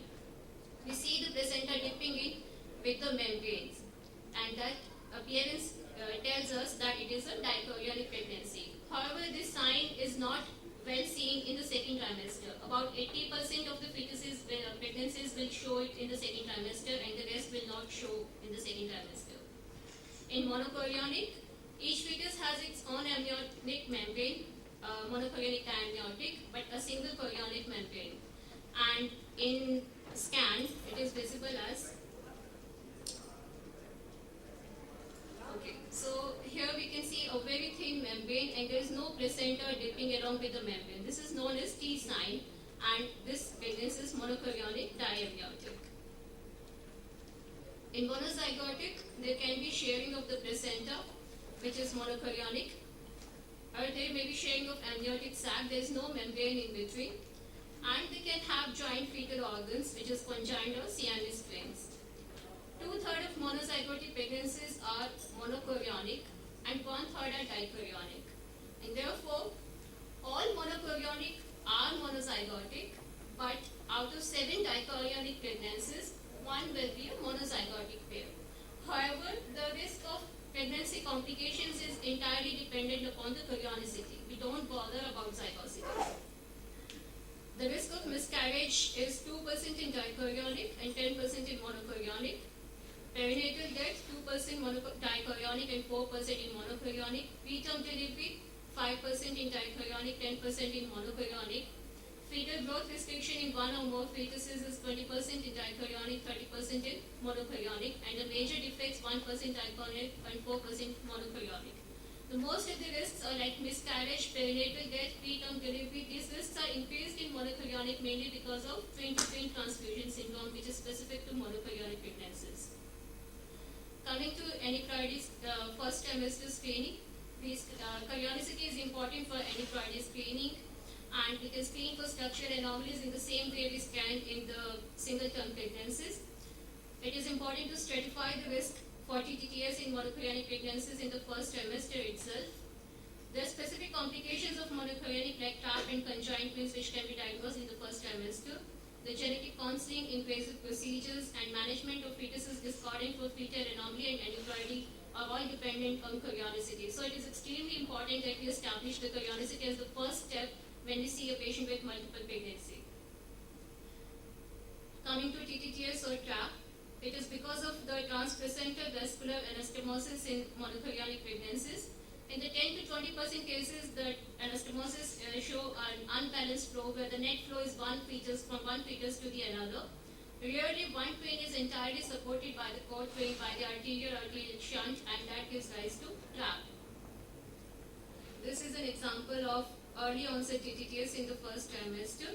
You see the difference in the CRL of the two fetuses. The first CRL is 47 and the second is 56 millimeters. There is obvious difference in the bladder of the two fetuses. The one on the left had the larger bladder. There is discrepancy in the abdominal circumference.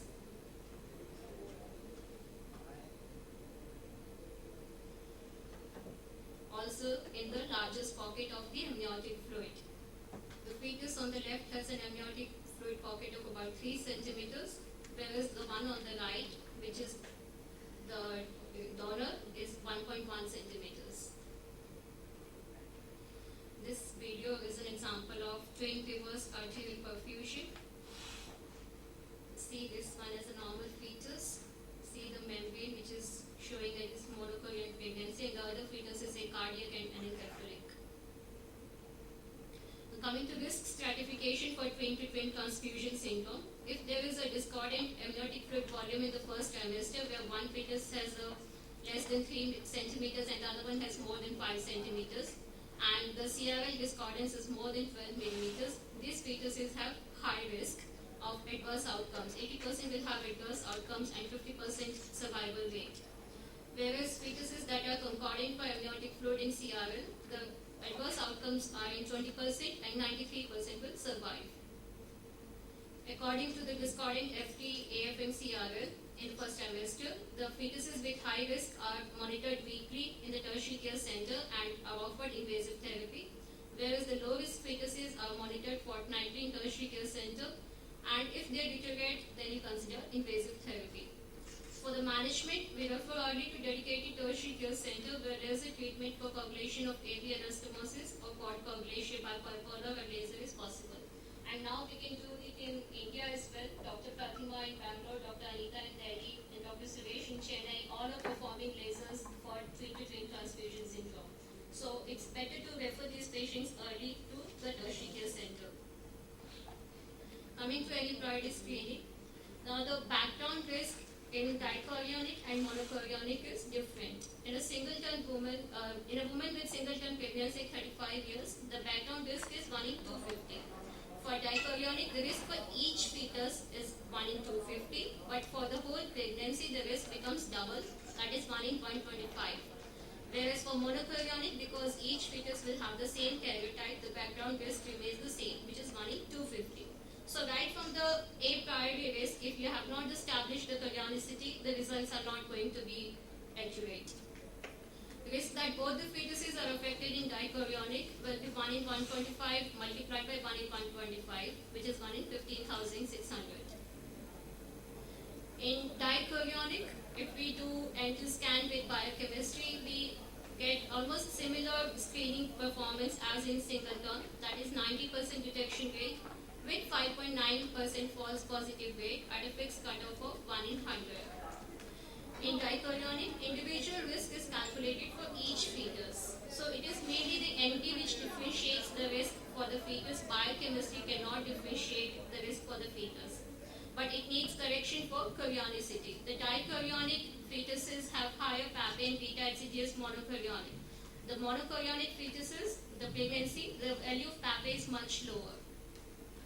In monochorionic, each fetus will have same risk for aneuploidy. Again, NT plus biochemistry gives you a detection rate of 90%, but the false positive rate is a bit higher, and that is because some fetuses can have high NT because of early onset TTTS. It is better to use average NT for risk calculation of the pregnancy.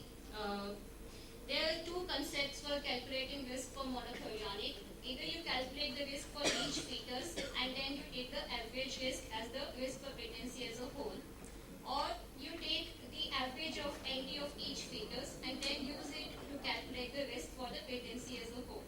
So it is better to use the average NT.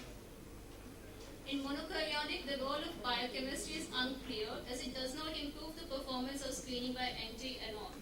And actually we have very less numbers of trisomy 21 in monochorionic pregnancies being very rare, so the role of biochemistry is not clear as yet. We cannot perform biochemical screening alone in twins because it will not differentiate for the twins which fetus is affected. There's high correlation of NT in twins. In dichorionic fetuses, if there are two euploid fetuses, if there is one fetus with high NT, the other one is also likely to have high NT. Conversely, if one fetus has high NT and the other one has low, this pair is more likely to have one fetus with aneuploidy. So generally fetuses with aneuploidy, they do show a discordance in NT. In case of a vanishing twin, this has been discussed before, that we use biochemistry if fetal core is not visible. If it is visible, we use an NT alone for risk calculation, and that is mainly due to long half-life of papain. Even after the demise of the fetus, the papain continues to remain at a higher level, and that will reduce the detection rate.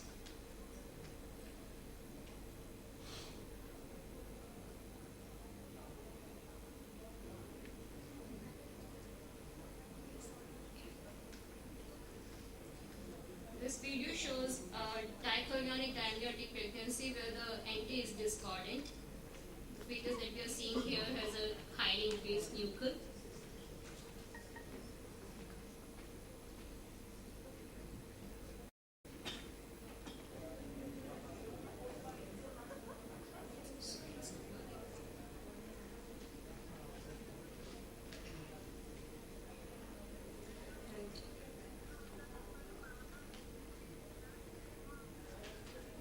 You can see the lambda sign in the picture, which says that it is a dichorionic pregnancy.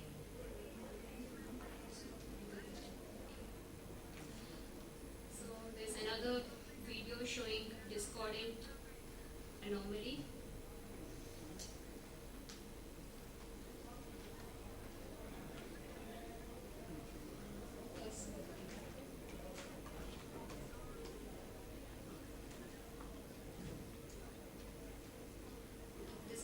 chorionic pregnancy. We can see the appearance of the membrane, the T sign. The fetus on the right is showing normal anatomy, whereas the one on the left, we see the brain hanging out and has a cranium.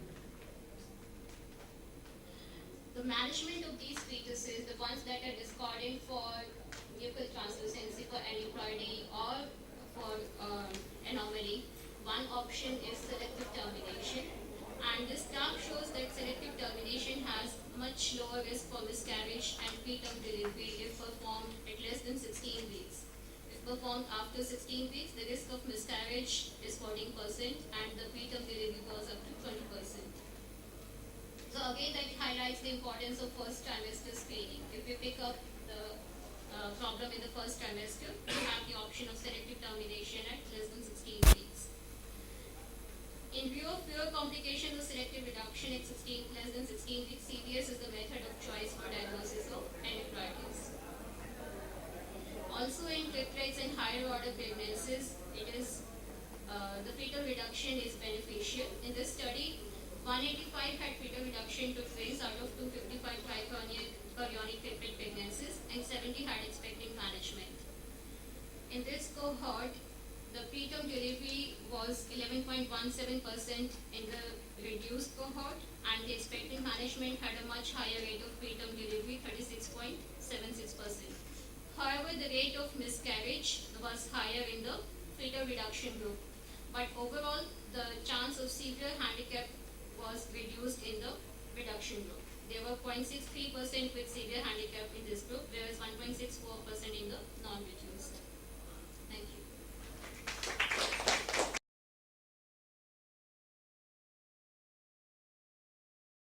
So I'm now going to speak about standard reporting formats, machines and probes. So most of you sitting here are likely to think, I've been writing reports, I've been using machines, so what's new, this is likely to be boring. But however brilliantly done your scan, it is your report that will be read by others. And if your brilliantly done scan loses some of its sheen just because your report is shoddily done, that will be a tragedy. Now, an ultrasound report is the recording and interpretation of observations made from an ultrasound examination. So the sonographer who does the scan actually takes responsibility for the report and signs it. So no matter to whom you dictated it or who actually typed out the report, take a little while to read the whole report before signing it, because sometimes you will discover gross errors in that. It's a good practice to write the report as soon as is possible, because sometimes if you've scanned other patients in the intervening time, some of the minor nuances might be forgotten and then lost in the report.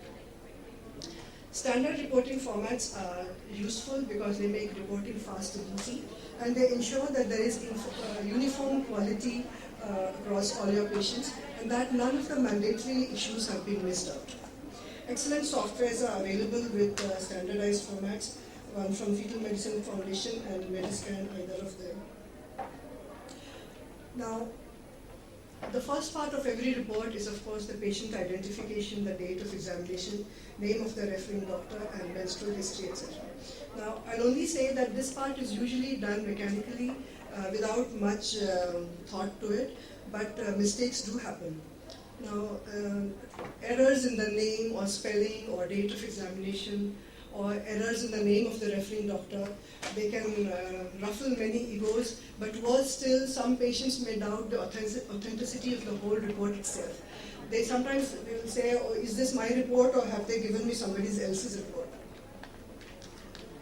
The next part after patient identification was the fetal survey, where quickly the number of fetuses, the presence of cardiac activity, the heart rate, the amount of LICA, the central position, and the number of umbilical arteries is documented. The CRL is measured, and good softwares will tell the centile at which the CRL for that particular baby lies for its age. Now, if the CRL is lying very far out of the acceptable range, the sonographer has to decide whether it's the date which is wrong and he's going to reassign dates, or the dates are correct and the baby is abnormal. And if the dates have been reassigned, the corrected EDD must appear on the report because this is a very crucial measurement. And as we have seen, the gestational age is best determined in the first trimester, and many decisions for the baby will depend on your gestational age measured at this time. So it must be prominently displayed in the report. The next section is on aneuploidy markers. We've been hearing about this throughout the day. The nuchal translucency and the nasal bone are examined in every case. Some sonographers examine the tricuspid and the ductus venosus Doppler in every case, and some leave them if the previous to the nuchal translucency and the nasal bone have thrown up intermediate risk figures. The section on fetal anatomy is next, and the normalcy or otherwise of the head, neck, heart, abdominal wall, spine, face, thorax, stomach, bladder, kidneys, and limbs must be seen. The previous two presentations were on this, so we know a lot about this already, but this should be mentioned in the report.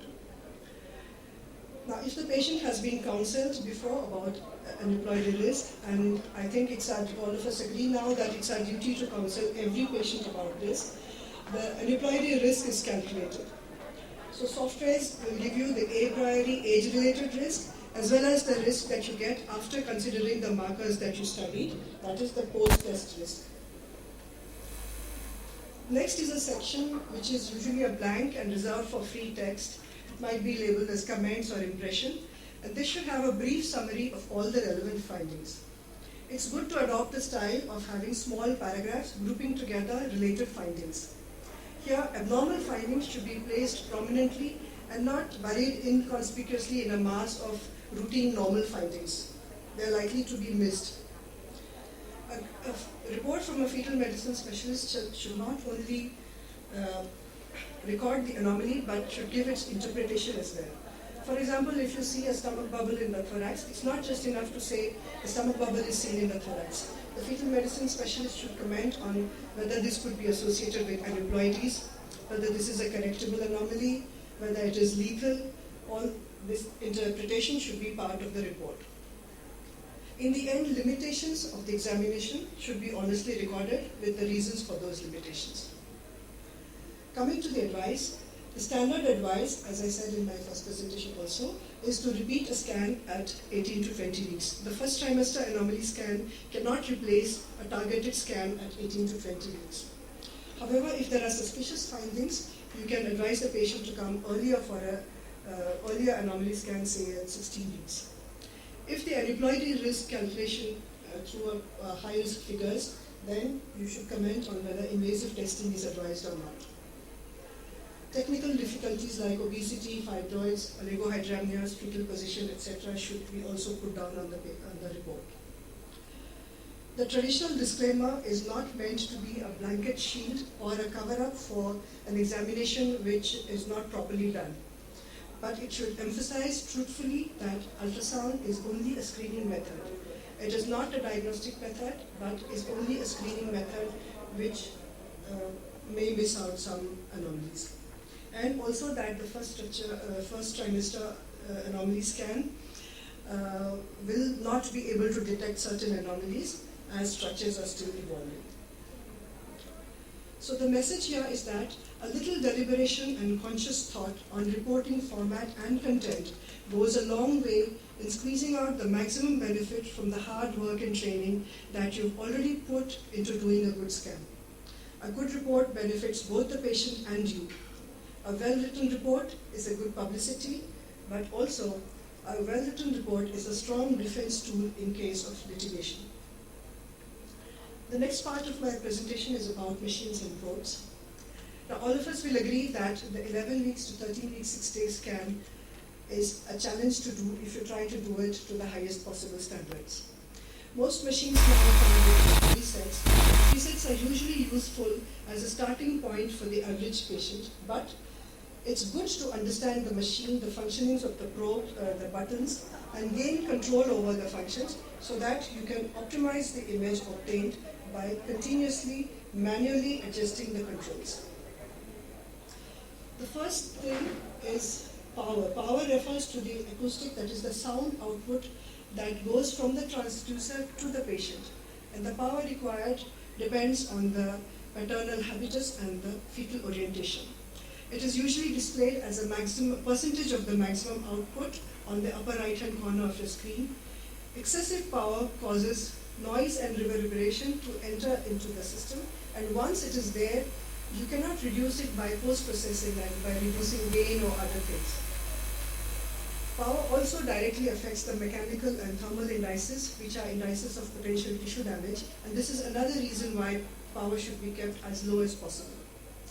Some machines adjust power automatically as you change the depth, etc. Gain refers to the amplification which the machine applies to the signal which is received from the patient by the transducer. Gain can be controlled in two ways, either by using the overall gain button or time gain control. Time gain control can control the gain at different depths differently. Beyond optimal, the gain will increase the noise and artifact and reduce contrast in the image. For optimal NT measurements, gain should be kept low. In the first image, you can see very well, the gain is high and the NT appears to be very low because the skin edges are thickened. In the second image, only the gain has been lowered, no other adjustments have been made, and the NT appears more clear. The field depth refers to the depth at which your object of interest is. When you use excessive field depth, the machine displays structures which are deeper to the object of interest and which may not be relevant to you. Just by successively reducing the depth, you can reduce the frame rate, you can increase the frame rate and frequency, and then get better quality images. Processing is restricted to a smaller area and you have better frame rate and better resolution. What deep zoom does, it just magnifies the image that you've already obtained, acquired, and frozen. So it merely enlarges the image, and beyond a certain point, the image can look pixelated without giving you better resolution. The best thing is to use both of them sequentially. We know that NT, for a proper NT, the head and upper thorax must be enlarged to such an extent that the head and upper thorax occupy the whole screen, with the head occupying almost 70% of the screen. The sector width refers to the angle or the lateral extent of the scanning. And by reducing the sector width, you increase the lateral line density and increase the frame rate. So in the first image here, the machine is scanning far too much to the left and right of the structure of interest. Merely by reducing the frame rate to the sector width to what you want to actually see, you can improve the quality of the image. Focus refers to the area of optimal resolution, and it is usually indicated on the screen by a small triangular dot which appears on the left side of the screen. Now you can have a single area of focus or multiple area of focus, and for good NG images, the focus should be kept just at or below the level of the neck. In the first image here, the focal zone is at the nasal bone, and in the second image, the focal zone is brought lower, and you can see that the skin edges become more clear in the second image. Harmonic imaging reduces noise and improves resolution. It makes the image look better, but it tends to thicken the skin edges and thicken the lines. So in the first image and in the second image, the only difference is that harmonic imaging has been put off. And although the second image doesn't look as good, you can see that the skin lines look thinner here, and the second image is more appropriate for measuring the NT. Now I'll just, as a recap, go through stepwise manipulation that can be done to get a good Nuchal translucency image. In the first, the fetus appears too small and the machine is scanning more depth than we actually need. If you reduce the depth successively from the first, second, and third, in the third image you have the fetus in the center of the screen, and this is the ideal depth. And after that, if you reduce the sector width, you've now concentrated the efforts of the machine to a very small area. Next, you use the right zoom, you place the box over the part that you're interested in and enlarge the image. Once that has been done, you can then zoom the image further by using the lead zoom, and get the magnification that you need to measure the nipple translucency. Now, the first image here is the last image that was seen in the previous scan. Here the image is still too bright. So you try and reduce the gain, and you get a little better definition of the two lines which you need to measure for the nipple translucency. But still, you can see some reverberation here. And then you reduce the power. If you reduce the power, you can get even sharper images. Even then, if you can see there is some slight blurring here, then you switch off the harmonics. It's better not to use the harmonics, although this image doesn't look as good as the previous one. This is the image which has sharp edges, and then you can place your calipers at the required point. These images are not ideal for nipple translucency measurement. I've just shown how to get the good image, but a little bit of manipulation from here, or wait for the baby to turn a bit, and then you can have the perfect image that you need for measuring the nipple translucency. My message here is that time spent to optimize image settings is time well spent if you want to have a good image for doing the nipple translucency measurement correctly. Thank you.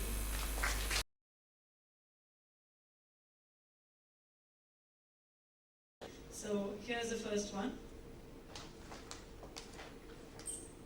Don't rush. Just wait. Do you think this is normal or abnormal? Abnormal. Okay, so we agree that anybody wants to differ, put up your hand. Say, I don't agree, and then we can give the other party a chance. So, just the light. Can you give the light?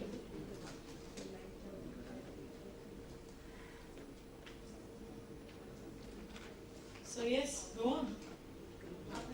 What is abnormal? The skull. Skull is not seen very well. Would agree? If anybody wants to differ? Yeah? So the skull is absent completely, but pretty much the shape of the head is maintained, really. So generally it's acrania. The same anencephaly in the second trimester is acrania in the first trimester, because it's mostly the lack of entire skull is not ossified, and the appearances can be different. Even in acrania itself, they can be different in the first trimester from baby to baby. So you need to be careful, especially when you see all the other bones so bright and clear. Okay, so that was easy. So let's look at this one.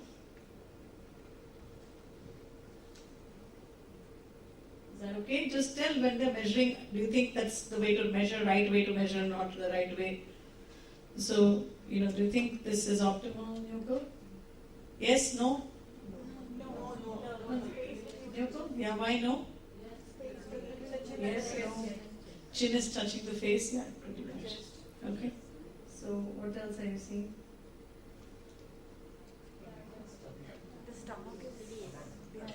So before you comment on that, make sure that you see only single ribs, okay? Because sometimes if your scan is oblique, you might actually think there is diaphragmatic hernia, but not necessarily. But here, the heart is not just only shifted.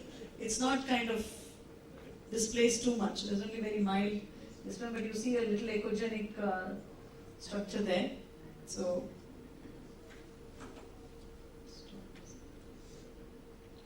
in the sagittal view, concentrate. You can see a little bit there above the diaphragm. Yeah? How many of you caught that? But doesn't matter. It's okay. You need to. I don't think we should do spot diagnosis. We are not doing spot diagnosis. You need to spend time with the fetus. Spend a minute or two at least in the quiz. In real life, you spend far more time. But don't do spots. Guessing from pictures is pretty dangerous. So diaphragmatic hernia. And diaphragmatic hernia, we know, can present at any stage in pregnancy, right from early onset to the very late onset. The late onsets generally do reasonably well, provided you have good, lung to head ratio, and early onset ones are more likely to be associated with chromosomal abnormalities as well. So this is the fetus that we think should we do a karyotype? Yeah? Yes? Yeah. Good. So next one.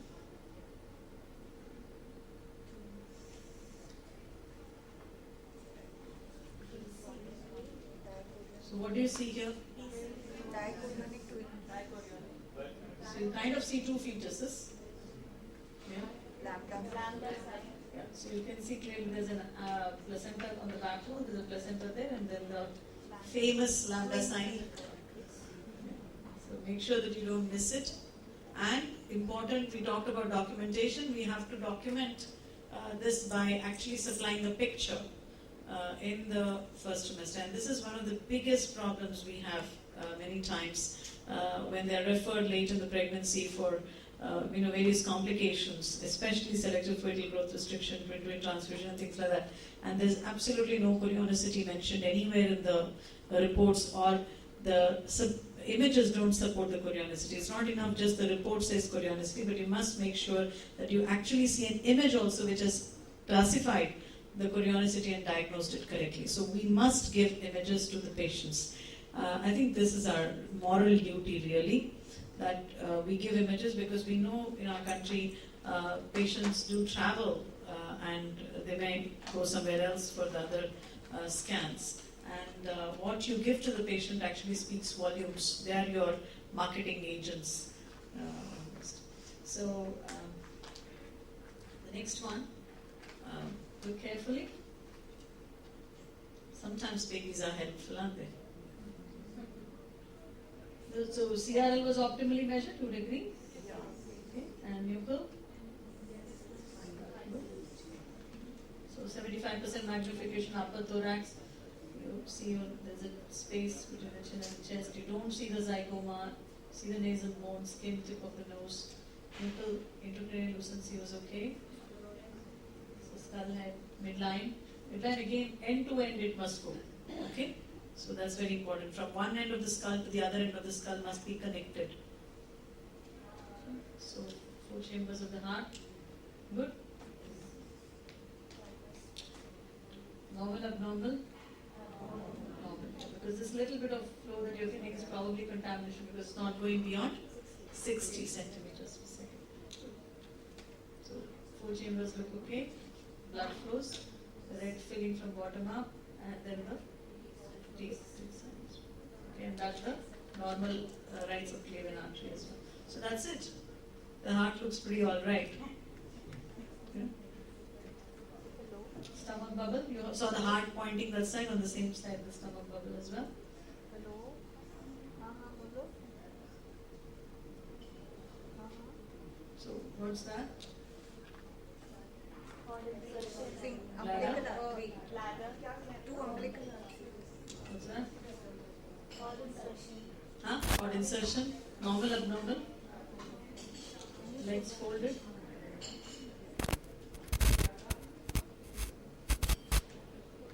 Normal, abnormal cord insertion. Normal, abnormal. Some say abnormal, some say normal. 50-50. So who say normal, who say abnormal?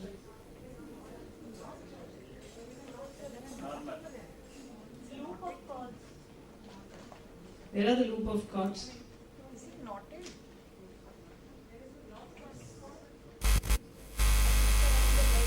Just because it's in the quiz doesn't mean there's an abnormality there. Loop around the leg. So, ductus. Normal, abnormal? Okay, normal. There's a little bit of contamination below, but okay. This was actually referred as gastroschisis. And now you know why it was referred as gastroschisis, because this bunch of cords was sitting right in front of the baby's tummy. And then the vaginal scan, you see that?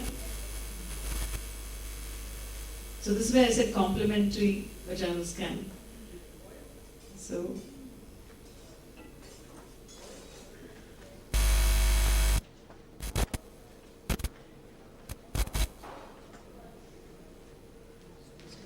look at that.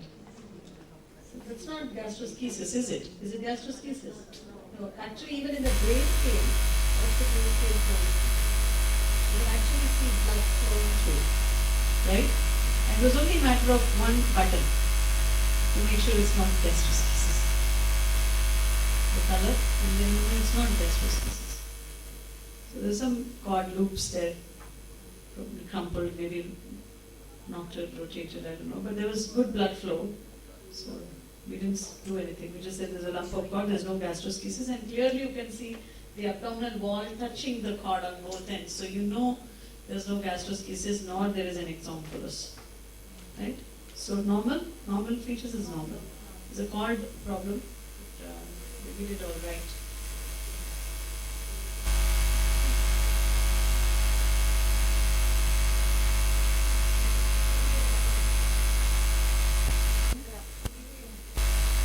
I think I was listening to the lecture.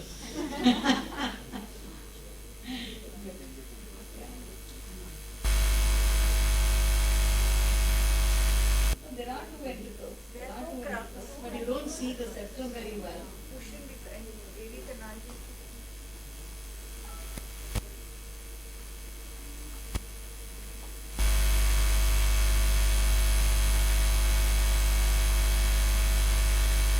I think this can be sometimes pretty confusing. You know, abdominal scan, you see the four chambers and you keep thinking there's an ABSD or I can't see the septum very clearly. And in these situations, always it's best to do a transvaginal scan and reconfirm. In fact, half of the times, realize that actually abdominally you couldn't see it and you sleep much better.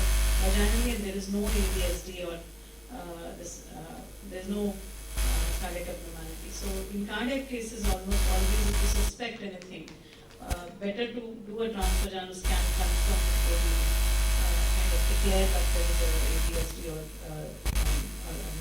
This was, of course, an ABSD.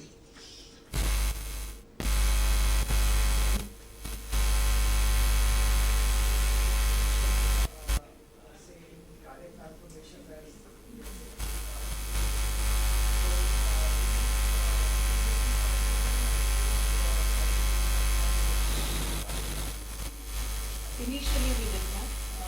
We were not sure, we have done that in the past.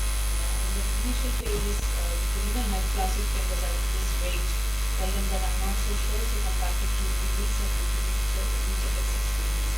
But I think slowly over the period of time, the last 5 years, we gradually got more and more comfortable, at least with the four chamber abnormalities, the ABSDs and the basic concept fingers. So those ones we are really more comfortable now. But the outlet abnormalities, we are still in a learning curve, I would say.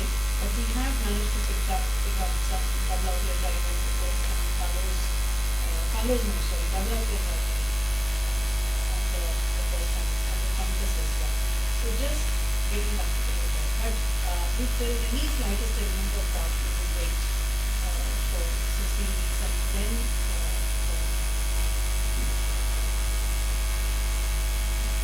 normal abnormal? And what is the abnormality? There is some funny spine. Sorry? There is something in the head and neck, yeah. You can wait for the transverse views and you can see there is cystic hygroma there.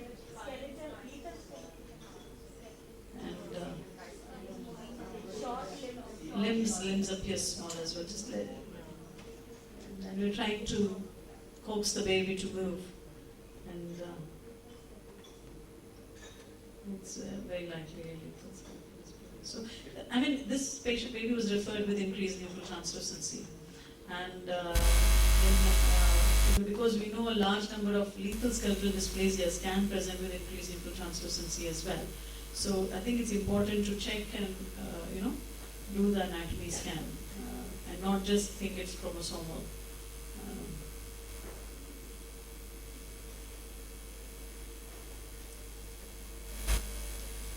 And the baby was hardly moving. All the limbs were in a very unusual fixed flexion position. And very difficult to get a CRL.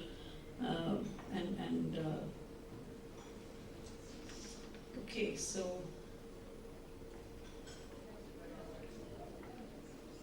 wait. You're right, probably. Yeah? You agree? Yeah? We're not debating on that, isn't it? That a single operator had decided it's an absenteeism. That's right. Yeah. What's happening there? The cord. The cord is like literally babies hanging on with the cord, isn't it?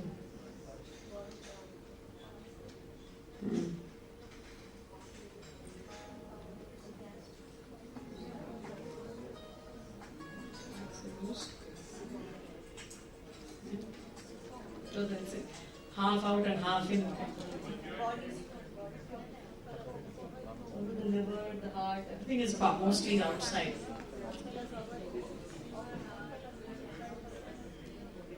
So you can't afford to miss this, isn't it? But also make the right diagnosis, huh? But making the right diagnosis is very, very important because otherwise, we know this kind of abnormalities. One is, of course, it is rare. Two is it's lethal. Number three is they're not usually associated with chromosomal abnormalities. So once it, you can be really, really reassuring to the parents that this is very unlikely to happen again.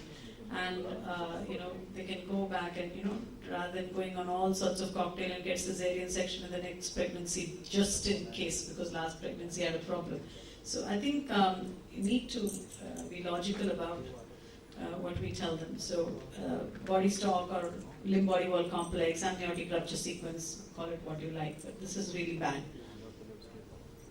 Right? Yes? So, move on.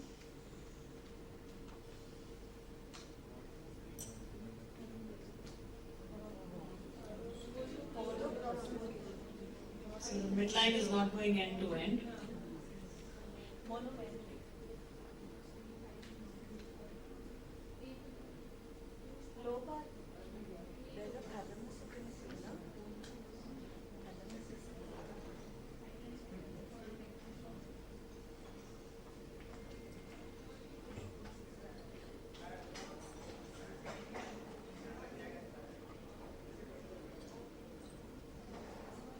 So what else? All present carefully. Yeah.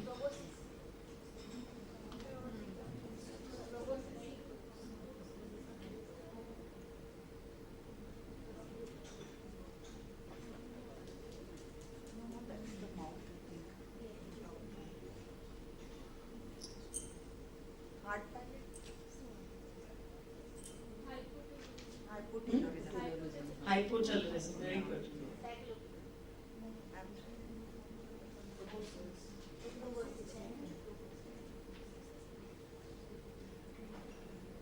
Profile looks abnormal?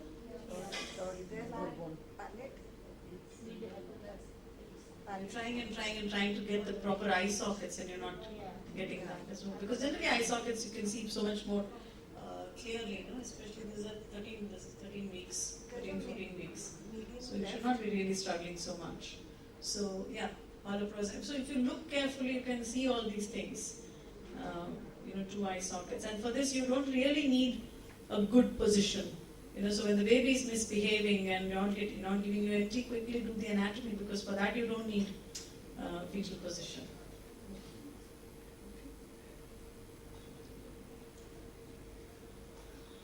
So. Good CRL? No. Why no, yeah?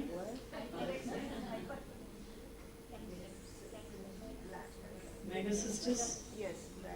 It was not seen in the midline though. Isn't it? So what's that? Serinomelia. But what is that cystic structure? Look at funny legs. Babies never keep legs like that, isn't it? Serinomelia. Both legs are stretched.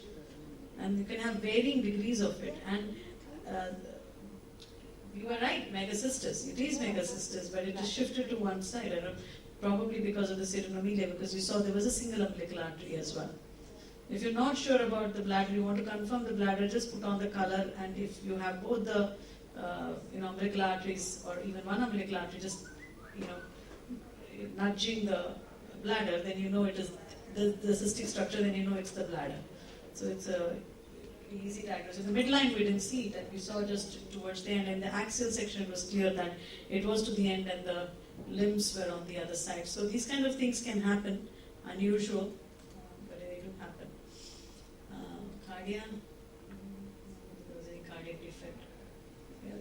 This looks small, is it? The right ventricle looks small. And then small, probably a VSD.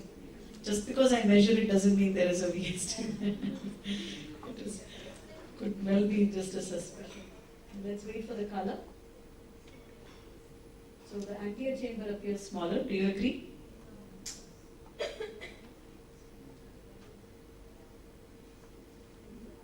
there is color flow across.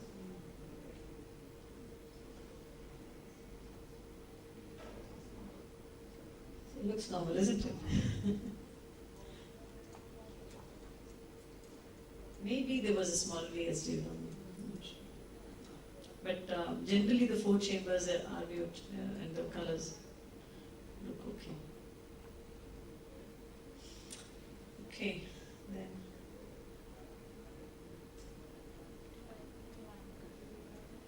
Okay. Lambda, good.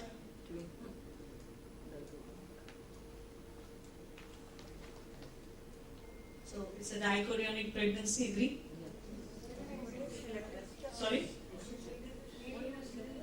Was there a needle? Yeah, there was. Oh my god, no. Have I got the wrong video?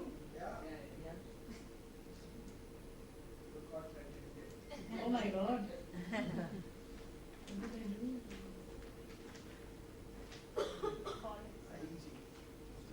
Oh, no, not at that early age, yeah?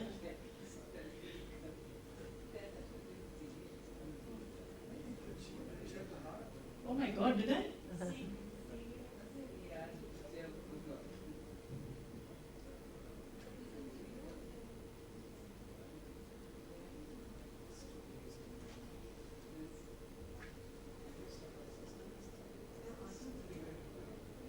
I got the wrong video. Ah, so sorry, I got the wrong video. I'm so sorry. It was not meant to be that. My mistake.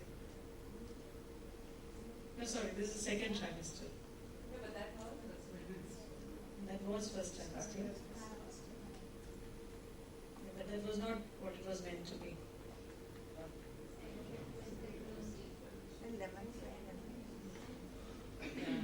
Encephalocele. So I think it's important to differentiate between encephalocele and acrania, because there's only small defect, and again, common position is a lady's bun kind of appearance. Actually, that other video, I'll just tell you what I wanted to show there. No, I know, yeah. You caught me red and I'm so sorry. That was a reduction, but it was actually a reduction in a DCPA, and the one that we were reducing was a conjoined twin. So it was referred to as an IVF pregnancy for routine Nuchal, and one baby of course looked completely normal, and the other was a conjoined twin, 2 babies. So we reduced the conjoined, and that's actually the conjoined one, I think. So, no, you can see, the thing is that particular one, because they were joined at the head. Sorry, that till the very end of this course.